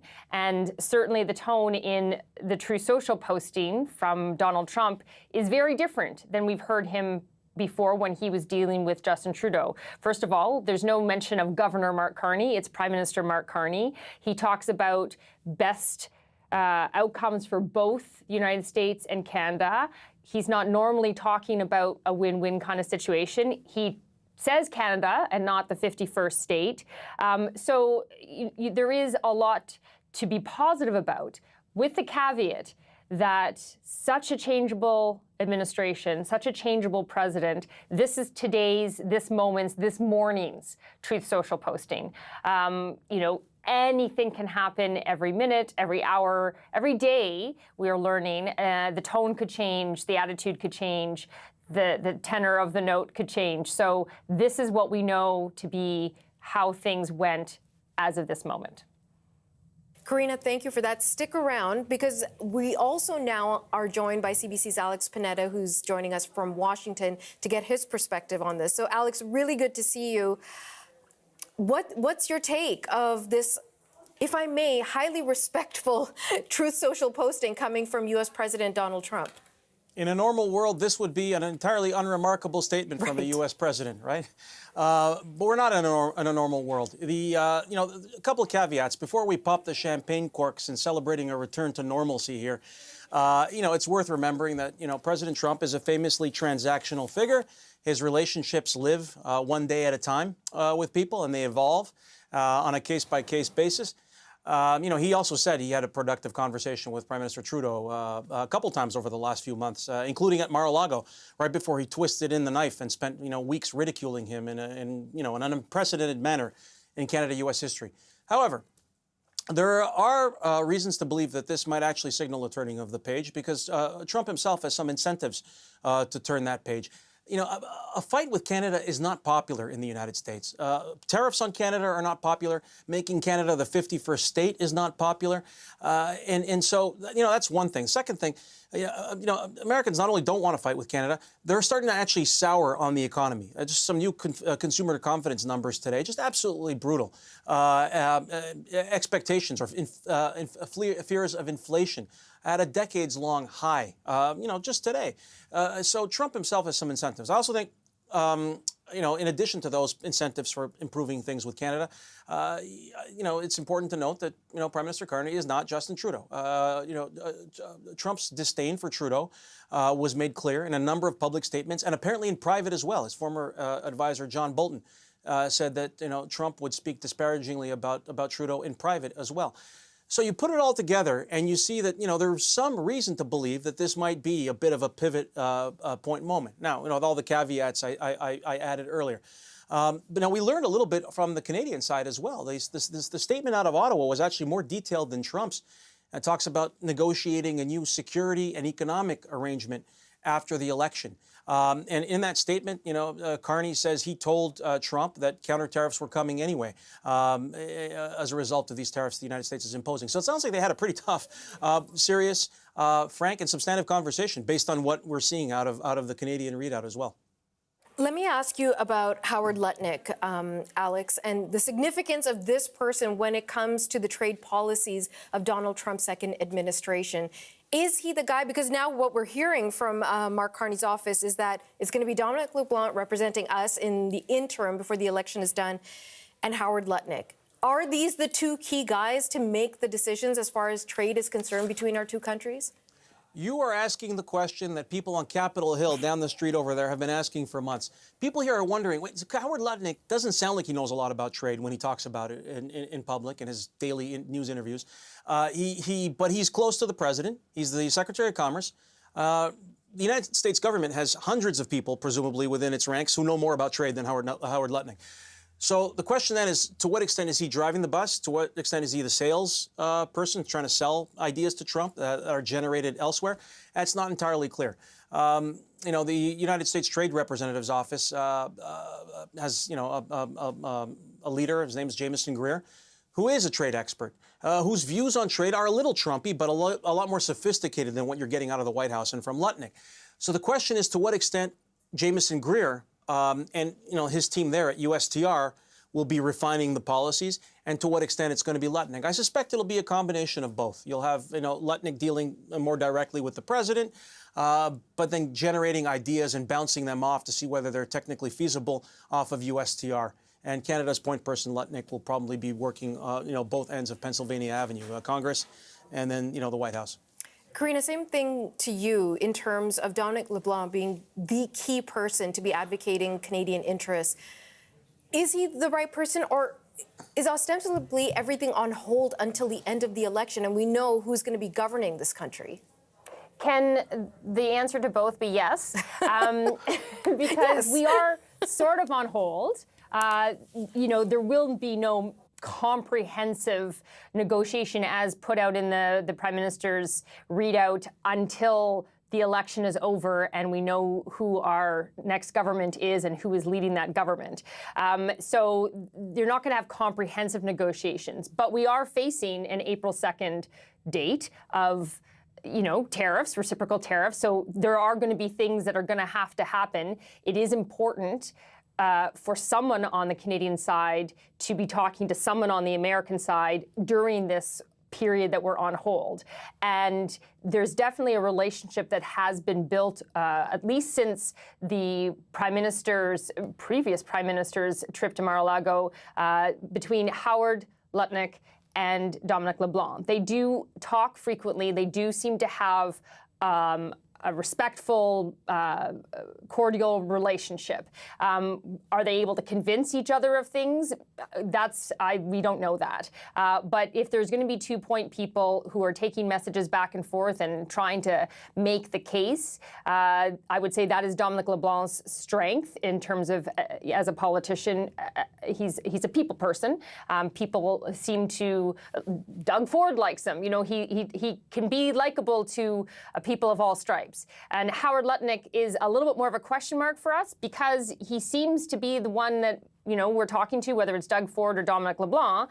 We're just not sure how much of the president's ear he has or how much he is told beforehand. For example, with these auto tariffs, Doug Ford was quite incensed because in his last meeting with Howard Lutnick, he was told there would be no surprises. And then there was a surprise. And so, that's a little bit more iffy, but it's better to be talking than to be silent. Karina, let me ask you about a point you referenced from the Carney statement, which is that he needs to earn the right to represent Canada in the talks. Now, is this working out better for him if his energy gets focused on Donald Trump and the trade conversation and serving more in the prime minister role rather than being out in the campaign trail, where in the first week there's been a couple of bumps, big bumps, I should say, for the Liberal leader? I think there's both advantage and risk to it. There's always advantage to whoever the prime minister is, even if it's just the prime minister for 9 days, because they get to wear that hat if there is a crisis. So he gets to show that he can be a prime minister. He's the one showing whether or not he can stand up to Donald Trump, but still maintain relationships. So this kind of thing, if it goes well, and at least as of this hour, it looks positive, a positive first step, can certainly be an advantage. And the Liberals have made their campaign about the whole Canada-U.S. relationship. So this definitely plays to that narrative and that plan as well. But there's risk, too. If things go badly, if there's another True Social posting an hour from now or tomorrow or at 1 o'clock in the morning that sounds very different, there are lots of risks involved, not just because Canada is dealing with and Mark Carney is dealing with Donald Trump, but because, things could be perceived differently. You could have Canadians start to think, well, I don't know, is he the guy to manage this relationship? And so there's risk in that. In taking action, you are showing what you can do, but you're also showing perhaps what your limitations are. So it can work both ways. But considering the Liberals have made this a feature of their pitch to Canadians, at this point, it does seem to be more advantage than problem. Alex, you mentioned that this idea of being in a trade war with Canada is unpopular in the United States. Generally, people don't want this. Are the people most close to Donald Trump, aside from Howard Lutnick, pushing the administration like, hey, there's going to be a new government, the Trudeau animosity that may have existed is no longer a factor? Is there room? Because we didn't hear anything about the tariffs, at least in this first initial posting from the American president. Is there room then that potentially they could go away, or one just doesn't know? I know. I think right now we are at a very abrupt fork in the road, right? Where our relationship with the United States over the next few weeks and months could go in one of two very drastically different directions.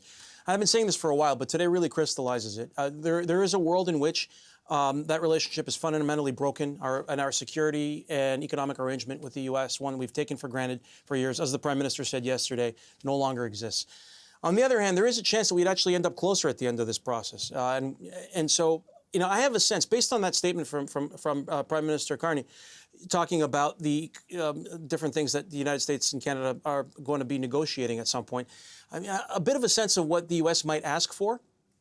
And some of those things will be very controversial in Canada, right? I'm sure they'll want to talk about supply management in dairy. Good luck talking about that during an election campaign when you've got several dozen swing seats in Quebec. They'll want to talk, I think, about ballistic missile defense. There was a statement made in Congress a few weeks ago where a member of the Armed Services Committee here said he had spoken with Bill Blair, Minister of Defense, and Blair had said Canada would be amenable potentially to joining the ballistic missile defense program, but there'd be some political issues to work out first. Those political issues are the election now. You think Canada's going to talk about ballistic missile defense during a campaign? I don't think so. So there's like a whole series of things that are going to get worked out, I think, over the next few months, and whether they do get worked out or not is remains to be seen. But we'll be having this campaign in the meantime where nobody's going to want to talk about them. Right. Want to thank CBC's Alex Panetta in Washington and Karina Roman joining us from Ottawa, both of you giving us great perspective on this major developing story over the course of the past couple of hours. Now, just to give you all some updates on what's been going on, we're still standing by. We were supposed to hear by now from the Conservative leader, Pierre Poilievre. He's going to be talking on this new policy he's announced on getting tough on crime, specifically human trafficking, drug trafficking, and illegal guns being trafficked into this country. So we'll stand by. My colleague Andrew Nichols will certainly bring that to you live as soon as it gets underway. But again, a reminder of the big breaking news. Our Prime Minister has had his first conversation with U.S. President Donald Trump, and both have described it as cordial and productive. Much more coming up in a few moments. You're watching CBC News Network.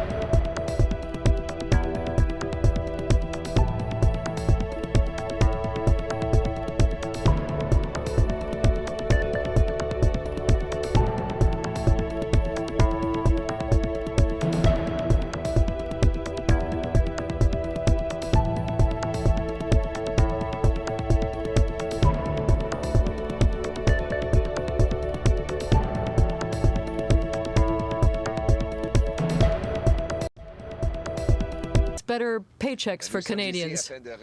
We are here to restore the promise of Canada, to allow everyone who works hard to have a great life in a great home on a safe street, protected by our brave soldiers under our Canadian flag. Unfortunately, after the lost Liberal decade, often people who work hard are suffering. The cost of housing has doubled.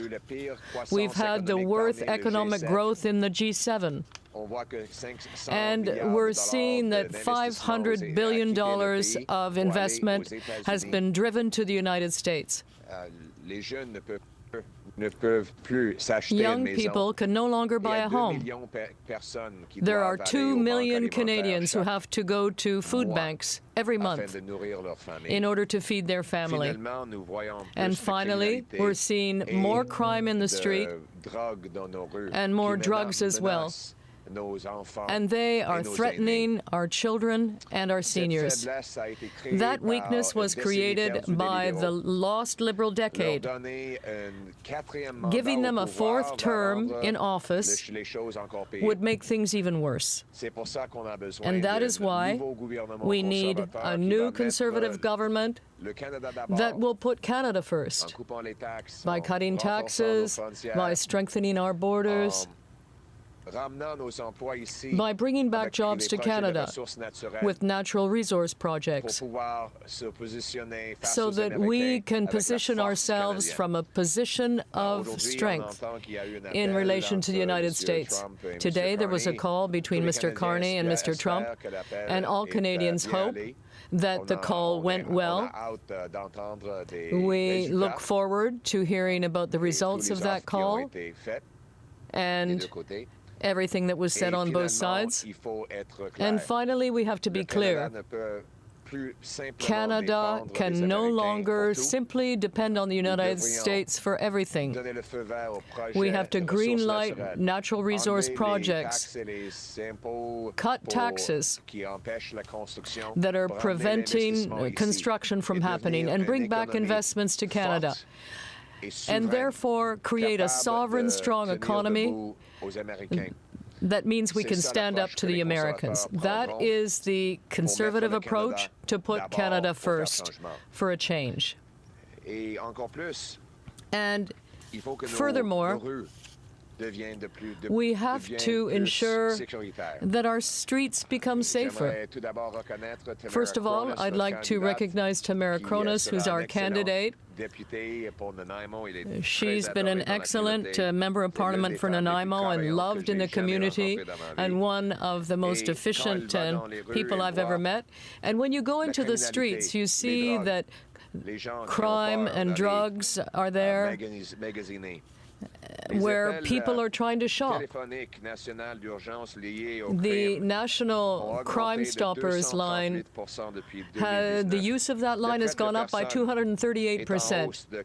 And trafficking, human trafficking, has gone up a great deal. The vast majority of victims of crime associated with human trafficking are women and girls.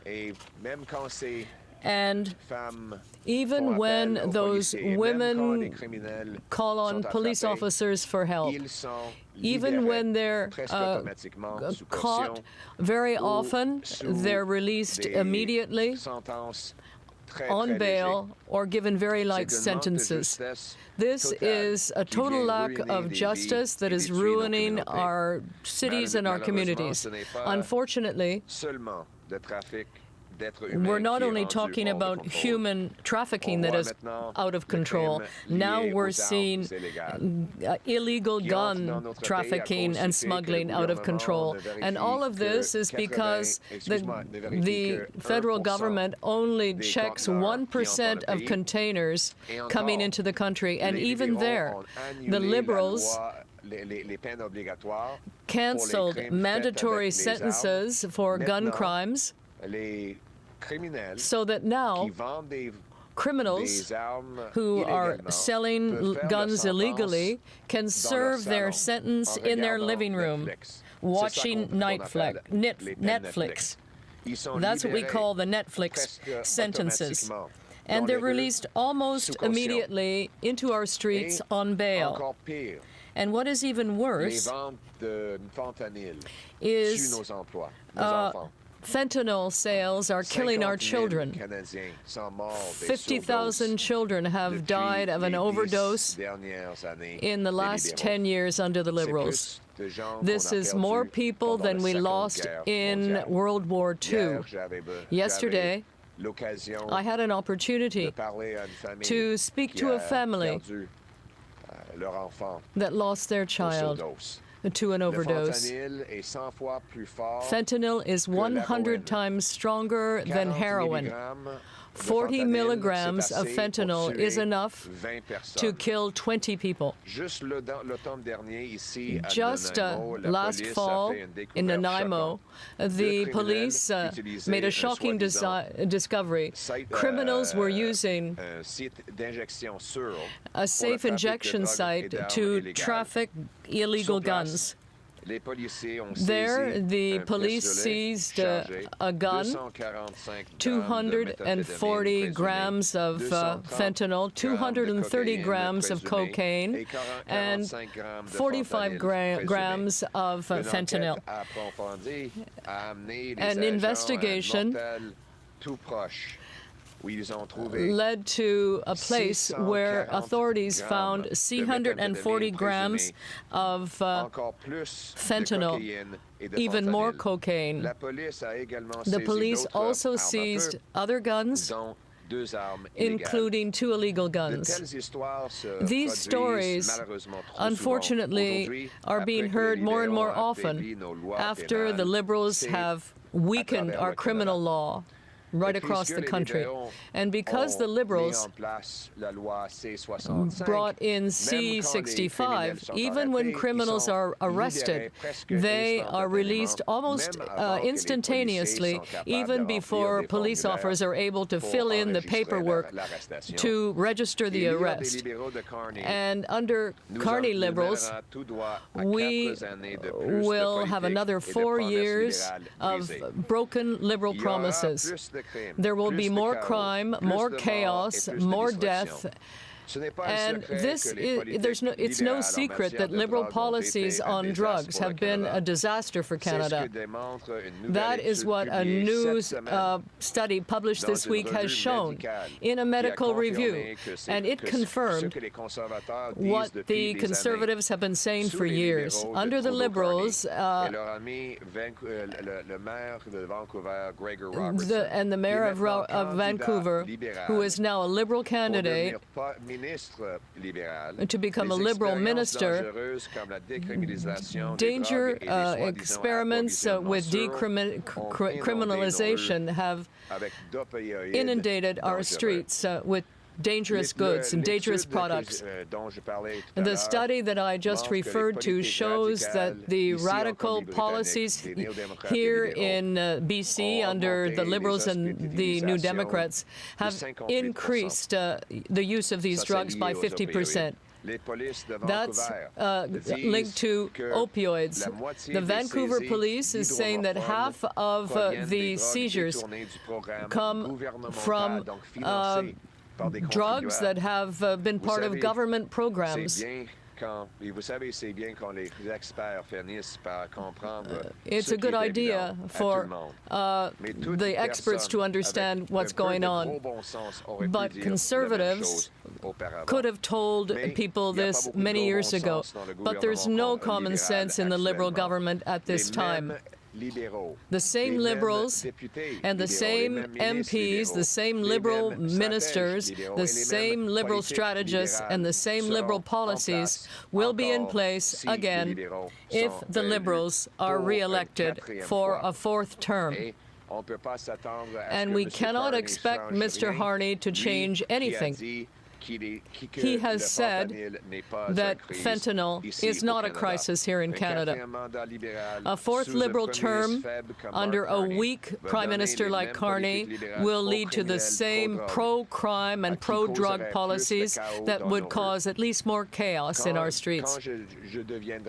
When I become Prime Minister, we will change things to put Canada and Canadians, law-abiding Canadians first. And that's why I am announcing today that I will put the safety of Canadians first for a change.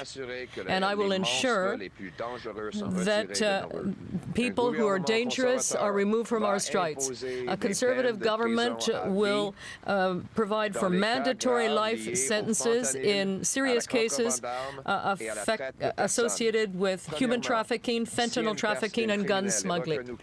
If someone is convicted of 5 charges of human trafficking, there will be a life sentence handed down. Second, any person convicted of 5 counts of human trafficking will receive a life sentence. Anyone convicted of fentanyl trafficking will receive a life sentence.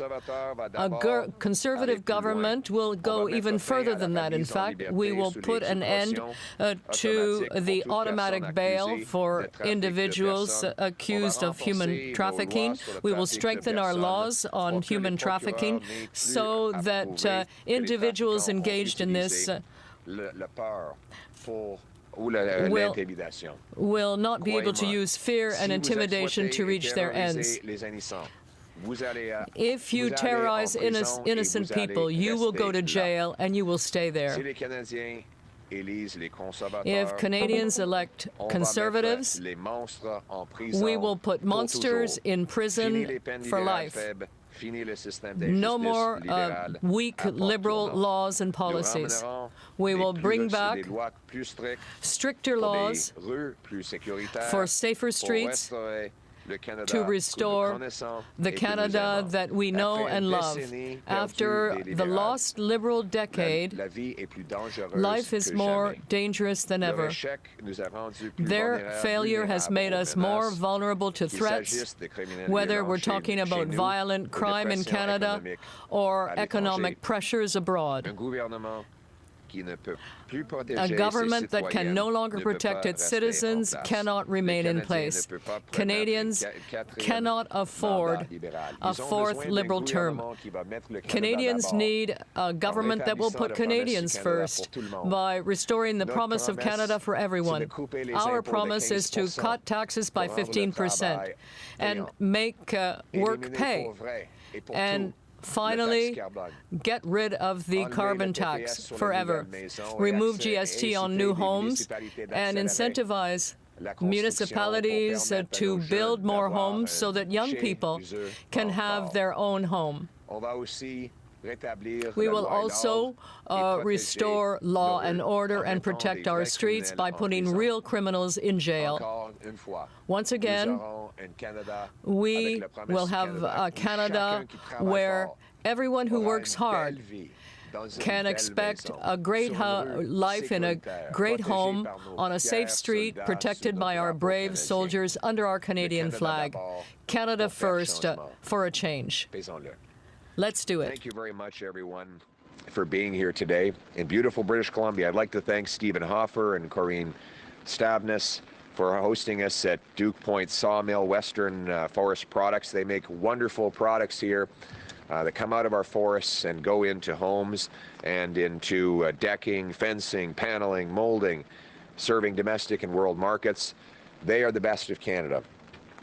They bring home the Canadian promise for their workers who get a great paycheck selling wonderful products. But unfortunately, after the lost Liberal decade, that promise is broken. Workers work longer and harder for less. Housing costs have doubled, so our youth can no longer afford a place to live. Liberal taxes punish work, and Liberal inflation has driven 2 million people every month to food banks.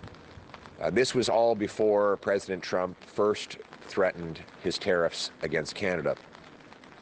I was glad to learn that the President and Prime Minister spoke today, and like all Canadians, I hope they had a successful talk, and I look forward to hearing about the results that they achieved in that conversation for Canadians.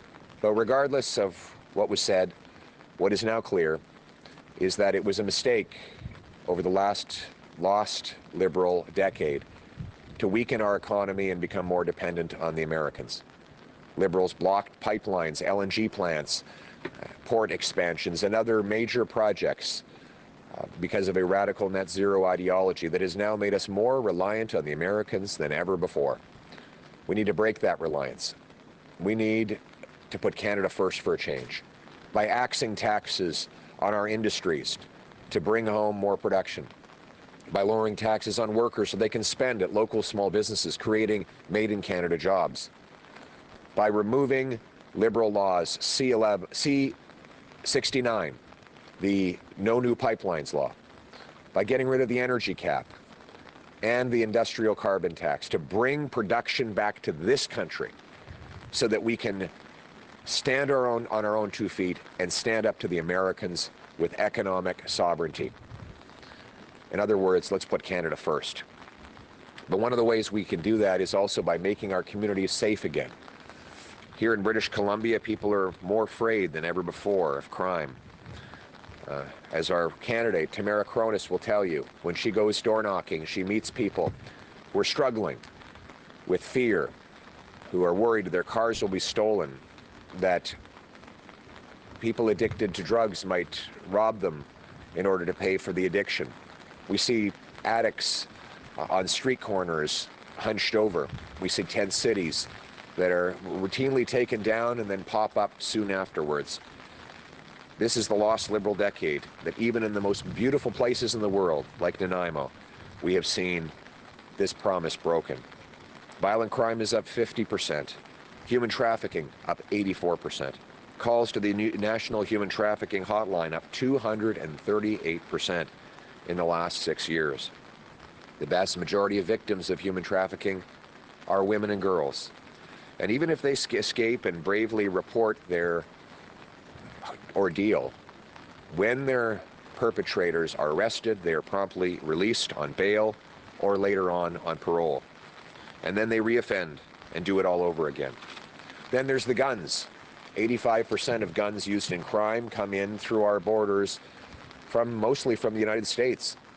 Only 1% of our shipping containers are inspected. And the Liberals passed C5, getting rid of mandatory jail time for gun criminals. So the offenders who bring in these arms illegally get to serve their sentence in the comfort of their living room. They passed C75, which allows repeat rampant offenders to be released within hours of their latest arrest, meaning that in Vancouver, the same 40 offenders had to be arrested 6,000 times in a single year. Worst of all is the fentanyl. Opioids have killed 50,000 people during the lost Liberal decade of decriminalization and tax-funded supply. Just to put it in perspective, fentanyl is 100 times more powerful than heroin. 40 milligrams of fentanyl can kill 20 people. A mass trafficker of these drugs is a mass murderer. He's like firing a gun into a crowded room. He doesn't know maybe who he's going to hit, but he's definitely killing somebody. 2 criminals were recently caught here in this area, Nanaimo, at a, quote, safe injection site, sanctioned by the federal government under the Controlled Drugs and Substances Act, and often funded with your tax dollars.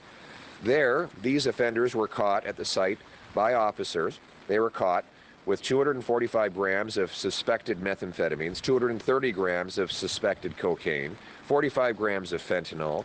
Another investigation led officers to find 640 grams of meth, 280 grams of cocaine, and 190 of fentanyl. They also seized 3 illegal firearms. Sadly, these stories are now all too common after the Liberals weakened our laws and allowed drugs in our streets. And because Liberals have stacked these laws one on top of the other, the problem compounds.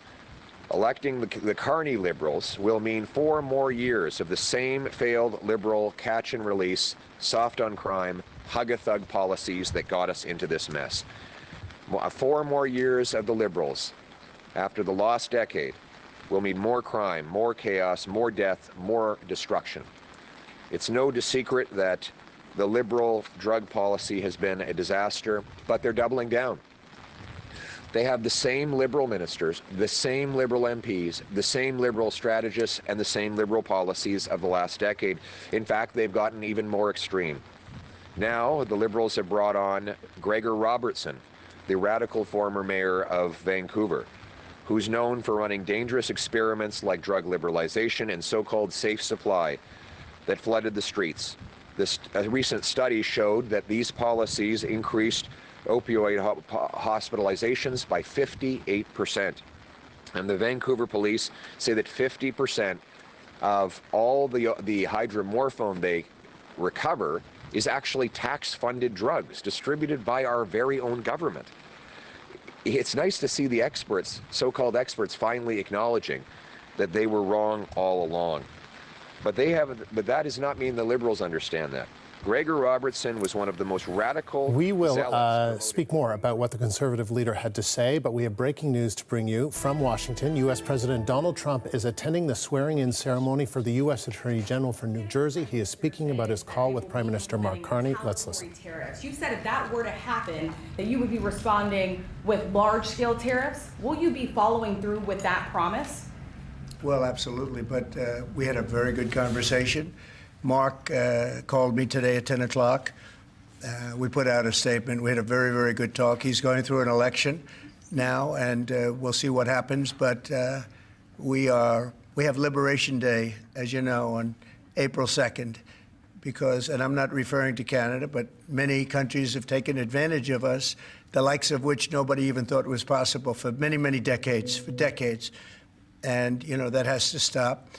We're going to end up with a very good relationship with Canada and a lot of the other countries. Some we probably won't. It won't be so pleasant. But I I think most countries are agreeing with me. They actually, many of them have actually apologized. They said, look, we have taken advantage. And I don't blame them as much as I blame the people that stood. In this case, I can say the men, because so far they've been all men, haven't they? But the men that sat right there and behind the Resolute desk, mostly the Resolute desk, you know.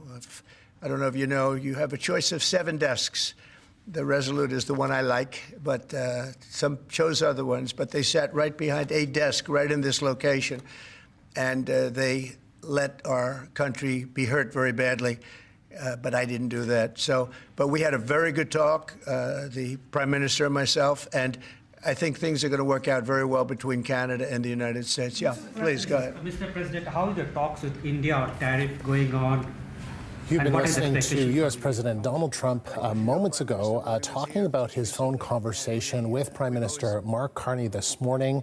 And this is what Donald Trump had to say. Had a very good conversation. Mark, referring to him by his first name, which is quite common between leaders. Mark called me at 10 a.m., had a very, very good conversation. He did say he would be following through with tariffs, but he said April 2nd will be Liberation Day, not referring to Canada, saying he's not referring to Canada. We will end up with a very, very good relationship with Canada, a very good talk, he said, that he had with the Prime Minister, and acknowledged that he is going through an election. All right, the CBC's Corinne Roman has been listening along with us from Ottawa. Let's do that first, because we heard from, let's talk about the call, let's talk about what we just heard from Donald Trump there. Karina first.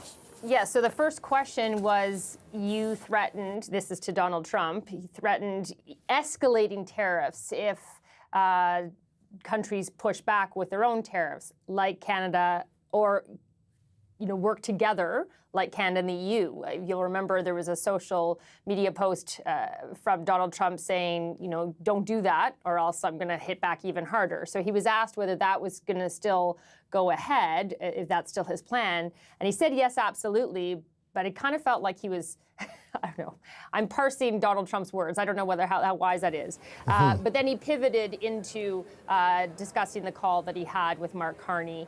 And not unlike his Truth Social post, not unlike the Prime Minister's own readout, it was a positive conversation. There seems to be a general feeling of mutual respect when you hear Donald Trump talking about the possibilities going forward with Mark Carney and Canada. But again, I think we're all very guarded because this is what he's saying now in this moment. And who knows with what could happen in the next hour, Andrew. Yeah, I mean, Karina, if I'm just going through what he just said, but again, it's what he says and what he does. They can be different. It's just the way it goes. But it was definitely respectful in terms of, it seemed to be. And then he's often referred to April 2nd as Liberation Day because many countries, in Donald Trump's words, have ripped off the United States. He said, I'm not referring to Canada. He did say that. But then asked about tariffs, yes, tariffs will be going through, but we will end up with a very good relationship with Canada. So it's kind of, it's interesting to try and parse those words. What could that mean about what is coming next week? I bet you don't know. I don't. Because I don't either. But I will say, when you think about also things that Mark Carney has said, or just today as well in a Radio Canada interview, Melanie Jolie, the Foreign Affairs Minister, Melanie Jolie saying, their goal is no tariffs, but and you're not going to accept, okay, well, at least we're only getting 12.5% auto tariffs instead of 25%. That's not the way that that's being received on the Canadian end. But Mark Carney has talked significantly about how changed the relationship is and will be going forward. So if there are tariffs that are long-standing, the goal will still be to negotiate with the U.S. and try and put pressure on and retaliate and try and get those tariffs off. But at the same time, Mark Carney has made it very clear that it's also about making Canada more autonomous, so those tariffs don't hurt as much. Yeah. So we make more of our stuff at home. We find other markets so that we're not so dependent on the U.S. So there isn't this single solitary goal of no tariffs. That is a goal. But we will be working the country under Mark Carney's plan would be working towards becoming more autonomous. And to be fair, that is also what we've heard from Pierre Poilievre, the Conservative leader, saying that, you know, we need to build more and we need to build Canada. And just for our viewers who are just joining us, we're going to unload it all. We're going to get into the call. We're going to get into the different responses from the Prime Minister's office, from Donald Trump, what he had to say. But Karina, good segue, because Pierre Poilievre has been speaking to reporters in Nanaimo, British Columbia, and he's answering reporters' questions right now. Let's listen. Can achieve anything, where hard work gets you a great life on a safe street, in a beautiful house, protected by brave soldiers under our proud flag here in Canada. Canada first. Let's bring it home. Thank you. Thank you. We will now take questions from the floor. Richard Zussman, Global News. Yes. I know you mentioned the meeting that took place today between Mark Carney and the President. Excuse me. If you are the Prime Minister at the end of all of this, would you have any preconditions on a meeting with the President? And I know you haven't seen it yet because it just happened. The President's in the Oval Office, and he just said, we have Liberation Day on April 2nd, and I'm not talking about Canada, but many, many countries have taken advantage of us. Any thoughts on potentially a changing tone out of the White House? Well, let's hope that there is a change in tone. We want to put an end to this crazy tariff chaos. We have the best trading relationship in the history of the world. Why not continue and grow that trading relationship as two separate sovereign nations? My message to President Trump is that true free trade without tariffs will allow both of our economies to separately grow stronger so that we can fund stronger militaries and more secure borders and make our continent safe against the real risks from overseas. That's the goal that we should all be working towards. And my goal will be to make Canada, regardless of what the Americans do, this has all been a wake-up call for us. By blocking pipelines and LNG plants and slow-rolling resource projects, capping our oil and gas sector, the Liberals have made us too reliant on the Americans. That will end. My government will repeal the entire carbon tax, the energy cap, the anti-pipeline law, C-69. We will bring the hundreds of billions of dollars back to our economy, and we will start selling between Canadians and overseas so that we are stronger, self-reliant, sovereign, to stand on our own 2 feet and stand up to the Americans. In other words, let's bring home the country that we knew and the country that we still love. Thank you very much. En français. Thank you, sir. Merci beaucoup. Thank you very much. On espère que c'est un changement de We ton. hope that there is a change of tone. We need a change of tone. We have to put an end to the chaos in our trade with the United States, which is causing very serious consequences for workers on both sides of the border. We want to trade with our American neighbors without tariffs. And my message to President Trump is, if you stop imposing tariffs, both of our economies will be stronger, and we'll be able to trade even more. Our workers will earn more, and our consumers will pay less. This will allow us to have a stronger military to protect our shared continent at the same time as the sovereignty of Canada is respected. That is my message for President Trump. And at the same time, we must be more sovereign after the lost Liberal decade. We're more dependent on the United States than ever before. They blocked natural resources, they taxed our industries, and they drove $500 billion of investment to the United States. We have to bring that back to Canada. We have to repeal anti-resource laws and quickly greenlight LNG and other projects such as port expansion. We'll need to become more independent, and we'll be able to stand up to the United States from a position of strength. Good morning, Dean Stoltz, Czech TV in Victoria. We are at a sawmill here in Nanaimo, and mills like this are becoming increasingly rare on the island and in BC. People at these places are worried about their jobs. Now they're faced with tariffs from Donald Trump. What is your plan to protect the industry in BC and across Canada, for that matter, in the face of these tariffs? Very good question. I've been traveling to sawmills across the interior of British Columbia and, of course, the island for about 2 years now. And it's been a devastating period of sawmill closures. And let's be honest about what's causing it. First of all, we've had a lost Liberal decade. Justin Trudeau allowed the Americans to reinstate tariffs on our lumber. Now, let's be clear. Those were not Trump's tariffs. They were Biden's tariffs. Biden then doubled the tariffs, and now President Trump wants to raise them again. Now, it's very easy to make excuses for the Liberals, saying they have no control over this, but history doesn't bear that out. Stephen Harper got a softwood lumber deal within 80 days of becoming Prime Minister that saw the Americans end the tariffs and reimburse the ones they had already collected. So the Liberals have not made protection of our softwood lumber a priority. They have failed over a decade, and our workers are paying the price. I will negotiate to end the softwood lumber tariffs so that we can get our lumber to the American market. I will also massively stimulate home building. So this lumber can go into building new homes by taking the GST off new homes, incentivizing municipalities to free up permits, speed up approvals, cut development charges, and open up land to construction.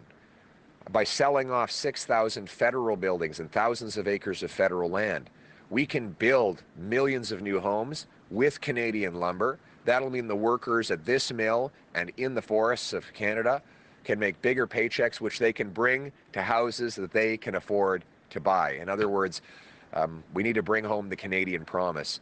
And the choice in the next election is, after the lost Liberal decade of losing jobs and wealth to the South, of higher taxes and crime, do they deserve a fourth term, or is it time to put Canada first with a new Conservative government that will bring our jobs home to Canadians? En français. Merci beaucoup. Après la décennie, Thank you very much. After the lost Liberal decade, the forestry sector is struggling right across Canada. The radical environmental policies have killed jobs. The order from Minister Stephen Guilbeault have hurt workers in Quebec, and the tariffs imposed by President Biden have also hurt workers. When he was in power, when the Conservatives were in power, they were able to reach an agreement in 80 days, and the tariffs that had been imposed were refunded.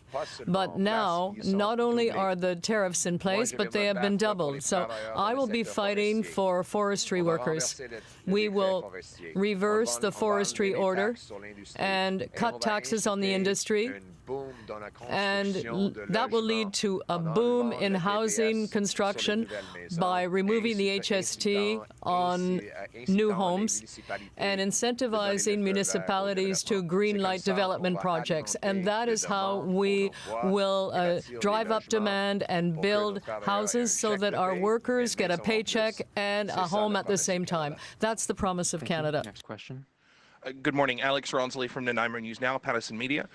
This is a riding that the Conservatives lost by less than 2 points back in 2021. It's a region that went, a little surprisingly, all NDP provincially last fall, and it's your 5th visit to the area since 2022. Can you just speak specifically to where you believe you can make inroads on Vancouver Island, Central Island, Nanaimo, Ladysmith, and by extension, Courtenay Alberni as well?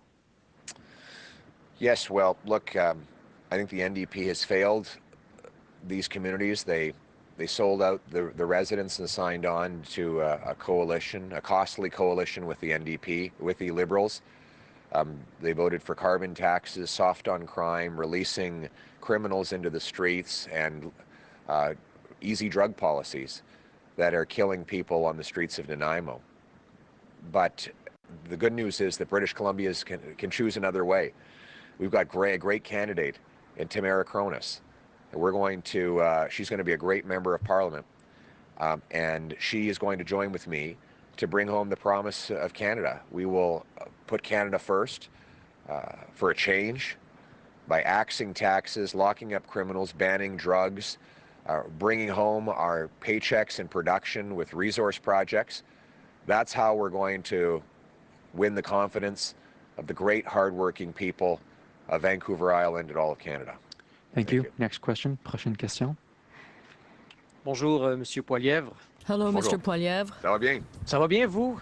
How are you? Très bien. Excellent. Il fait I'm froid le fine. long de l'eau, mais It's a little cool by the water, but I won't keep you here for too long, I hope. It's okay, we'll survive. When Justin Trudeau was the Prime Minister of Canada, the President called him the Governor of the 51st state. But today, President Trump called him Prime Minister of Canada. So the tone has changed. And do you think that Mr. Trump is interfering in this election, even though there are 30 days left? Obviously, Mr. Trump wants the Liberals to win. He wants there to be a weak government here in Canada. The lost Liberal decade has allowed the Americans to take away $500 billion in investment.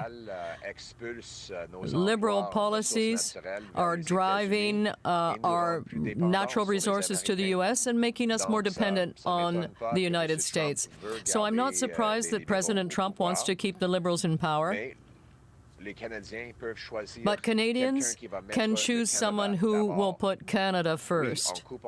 Yes, by cutting taxes for businesses and bringing back investment to Canada.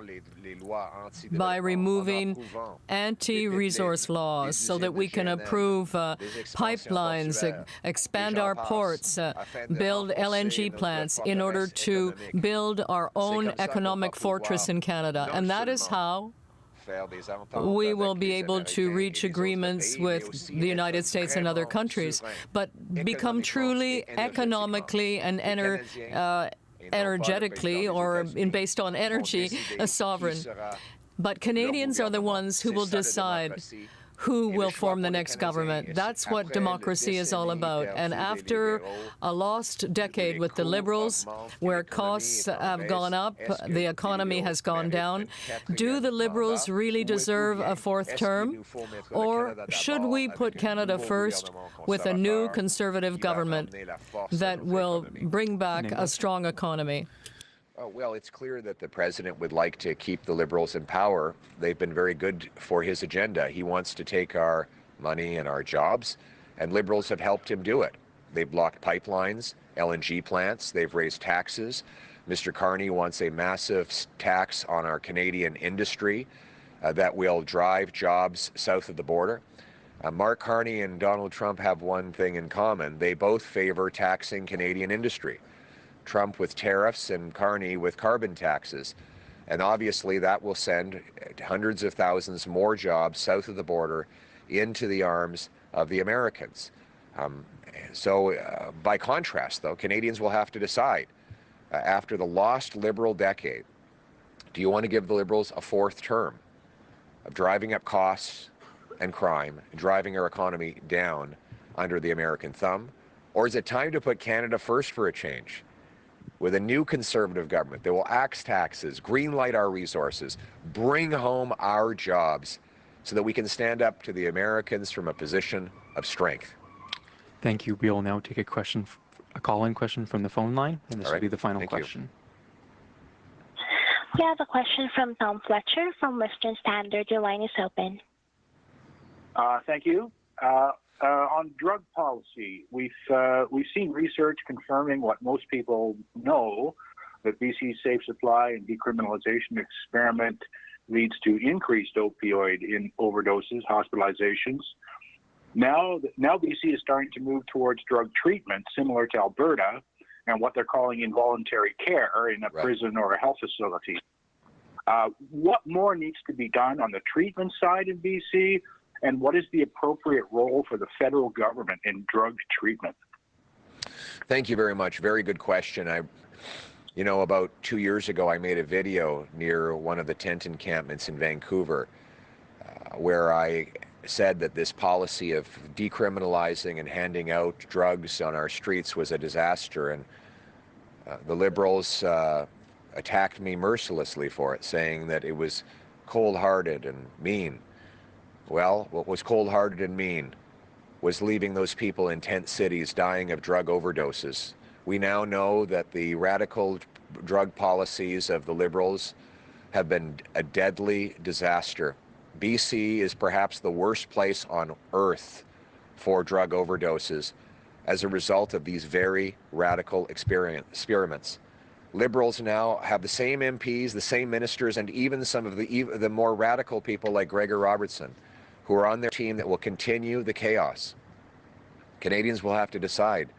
After a lost Liberal decade of drug overdoses, death, and chaos in our streets, is it time to re-elect them a fourth time in power, or do we need to put Canada and Canadian safety first with a new Conservative government that will ban the drugs, stop giving out tax-funded opioids, shut down the drug consumption sites, and put the resources into treatment and recovery to bring our loved ones home drug-free? Detox, counseling, group therapy, physical exercise, yoga, sweat lodges for First Nations, job placement and housing to get people off the street, out of the tents, into homes. And my message to anyone out there who's struggling with addiction: hang on, have hope. Help is on the way. En français. Merci beaucoup de la question. Thank you very much for that question.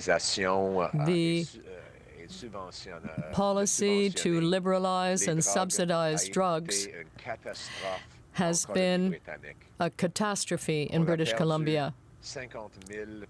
We have lost 50,000 people across Canada. That happened during the lost Liberal decade.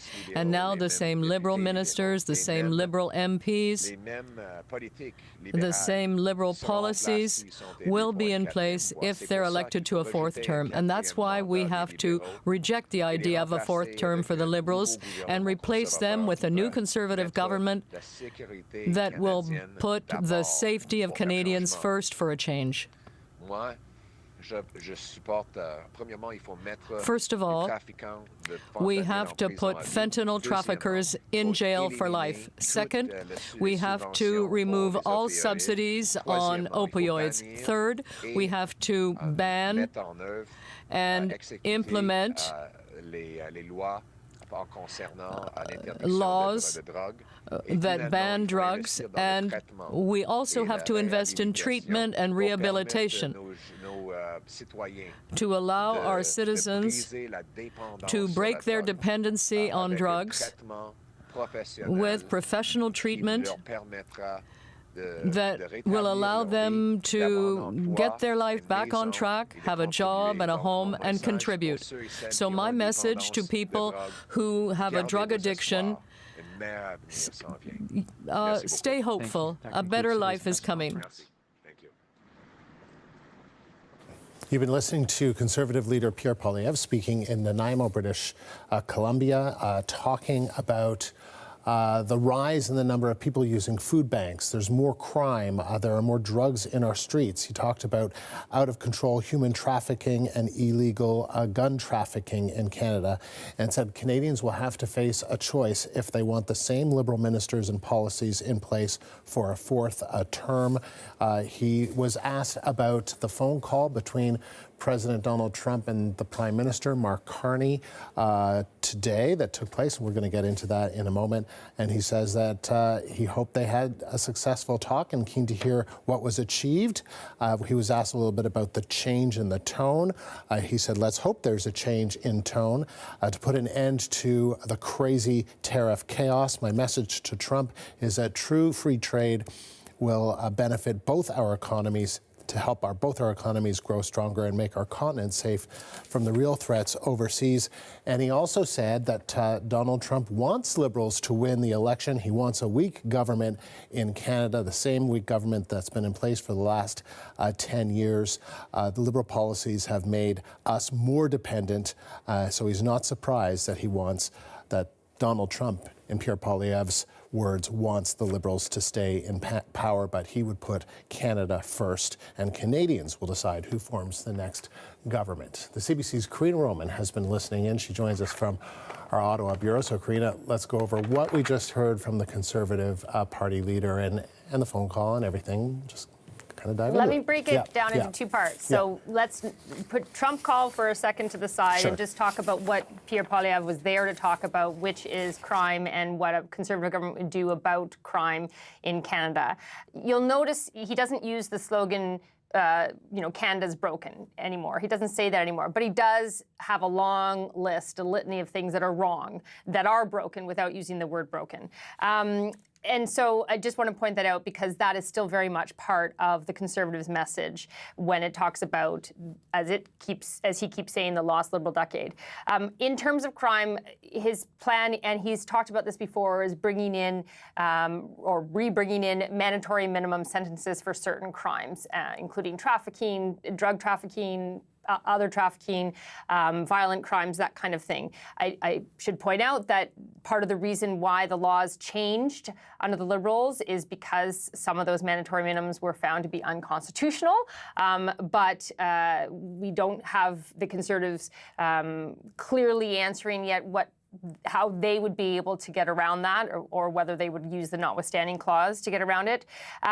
But I will also point out that in talking about the problems with crime in Canada, and especially with drugs and fentanyl and the border, he is in a way repeating the very criticisms that Trump has used in the past to talk about Canada. So it'll be interesting to see how that message lands during this campaign with what is going on between Canada and the U.S.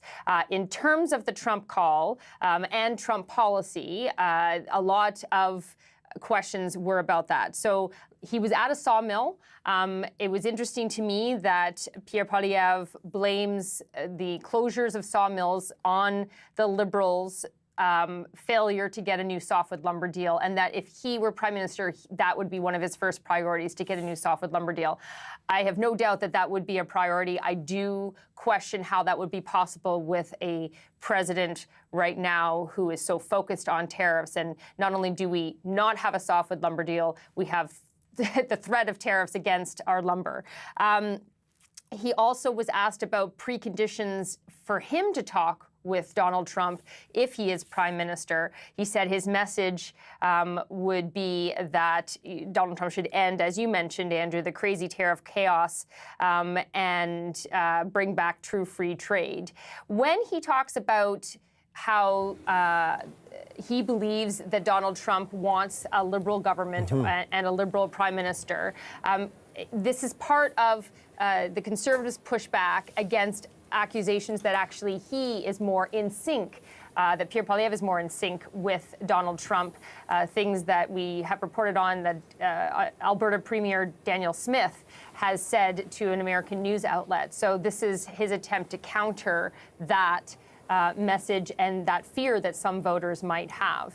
But as you said, he did say he hoped that there was successful talks today. He did also say, though, that he looks forward to the results of that call. And you have to wonder whether he's setting up the premise of, well, if there aren't tangible results from one phone call, that would leave room for criticism of Mark Carney and his ability to deal with the U.S. president. So, Karina, let's back up a little bit for our viewers that are joining us. It's always busy. Every day is busy. So what more do we know so far about this call between the Prime Minister and the U.S. president?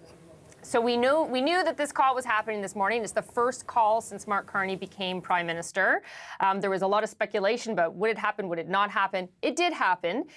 First word we heard of it was, or the results of it, was from Donald Trump on Truth Social. I believe we might have what his first posting was, if we talk chronologically how this all transpired, where he says, I just finished speaking with Prime Minister Mark Carney of Canada. It was extremely productive. We agree on many things.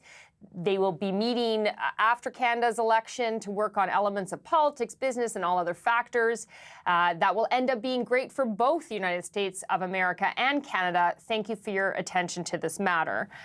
So much different tone than we've seen from past Truth Social posts from Donald Trump regarding Canada, calling him Prime Minister Mark Carney, not governor, talking about Canada as if it's a country, which it is, as opposed to the 51st state, talking about a possible win-win scenario that things could be good for both countries. So that's my first blush reaction on that. But then shortly after, we got the official readout from the Prime Minister's office, and I believe we also have that, where Mark Carney, and as Prime Minister, said that they had the call. It's very tiny type, so I am going to read it. Had a very constructive conversation about the relationship between our two countries. The leaders agreed to begin comprehensive negotiations about a new economic and security relationship immediately following the election.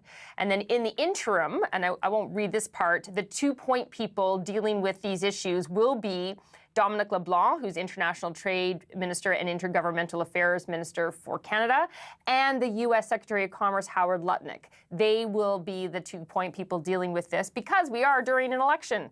The Prime Minister told the President that he would be working hard for the next month to earn the right to represent Canada in those discussions. But at the end, he does also say the Prime Minister informed the President that his government will implement retaliatory tariffs to protect Canadian workers and our economy following the announcement of additional U.S. trade actions on April 2nd, 2025. And what's interesting about that last sentence, Andrew, is when we heard from President Trump, who talked about the call in a media availability that he was doing a photo op of unrelated to Canada, but talked about the call. He was a bit, he talked about the April 2nd retaliatory tariffs, the reciprocal tariffs, that are based on the idea that other countries have been unfair to the U.S., but he said, but not Canada, or that he's not talking about Canada. Is he saying that Canada hasn't been unfair, but we're still going to face reciprocal tariffs, or are we suddenly off the hook? Who knows? But I just point out, because it's interesting that, that the Prime Minister did bring up the fact that Canada still plans to retaliate if something comes through on April 2nd. Yeah, and another perfect segue. Karina, thank you. The CBC's Karina Roman in Ottawa, because what we're going to do is we want to quickly go back to let you listen to what we heard earlier, that Karina was just mentioning, from Donald Trump. This is the U.S. President answering a question about this morning's call with Prime Minister Mark Carney. Well, absolutely, but we had a very good conversation. Mark called me today at 10 o'clock. We put out a statement. We had a very, very good talk. He's going through an election now, and we'll see what happens. But we have Liberation Day, as you know, on April 2nd, because, and I'm not referring to Canada, but many countries have taken advantage of us, the likes of which nobody even thought was possible for many, many decades, for decades. And, you know, that has to stop. We're going to end up with a very good relationship with Canada and a lot of the other countries. Some we probably won't. It won't be so pleasant. But I think most countries are agreeing with me. They actually, many of them have actually apologized. They said, look, we have taken advantage. And I don't blame them as much as I blame the people that stood. In this case, I can say the men, because so far they've been all men, haven't they? But the men that sat right there and behind the Resolute desk, mostly the Resolute desk, you know. I don't know if you know, you have a choice of 7 desks.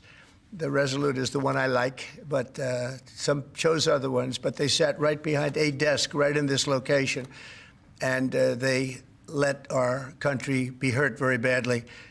But I didn't do that. So, but we had a very good talk, the Prime Minister and myself, and I think things are going to work out very well between Canada and the United States. Yeah, please, go ahead. Mr. President, how are the talks with India on tariff going on? So that was the President of the United States.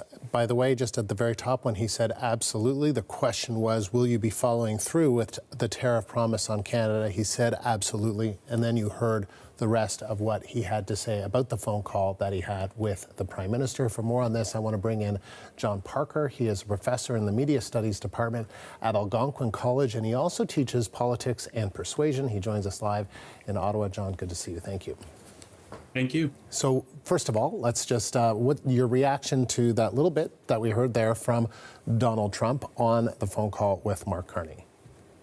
Yeah, so you know what? It seems like it's an optimistic tone, and it seems like a shift. But I think the thing that's been said a lot and needs to be repeated is that Canadians need to keep their eye on the ball, right? So this is a shift in tone today, but we know with this particular president that it doesn't mean that much, right? It was only yesterday, I believe, that he was talking about significant economic consequences if we continued our relationship with the EU, and the likes of which we would never see. Maybe nobody's ever seen it before.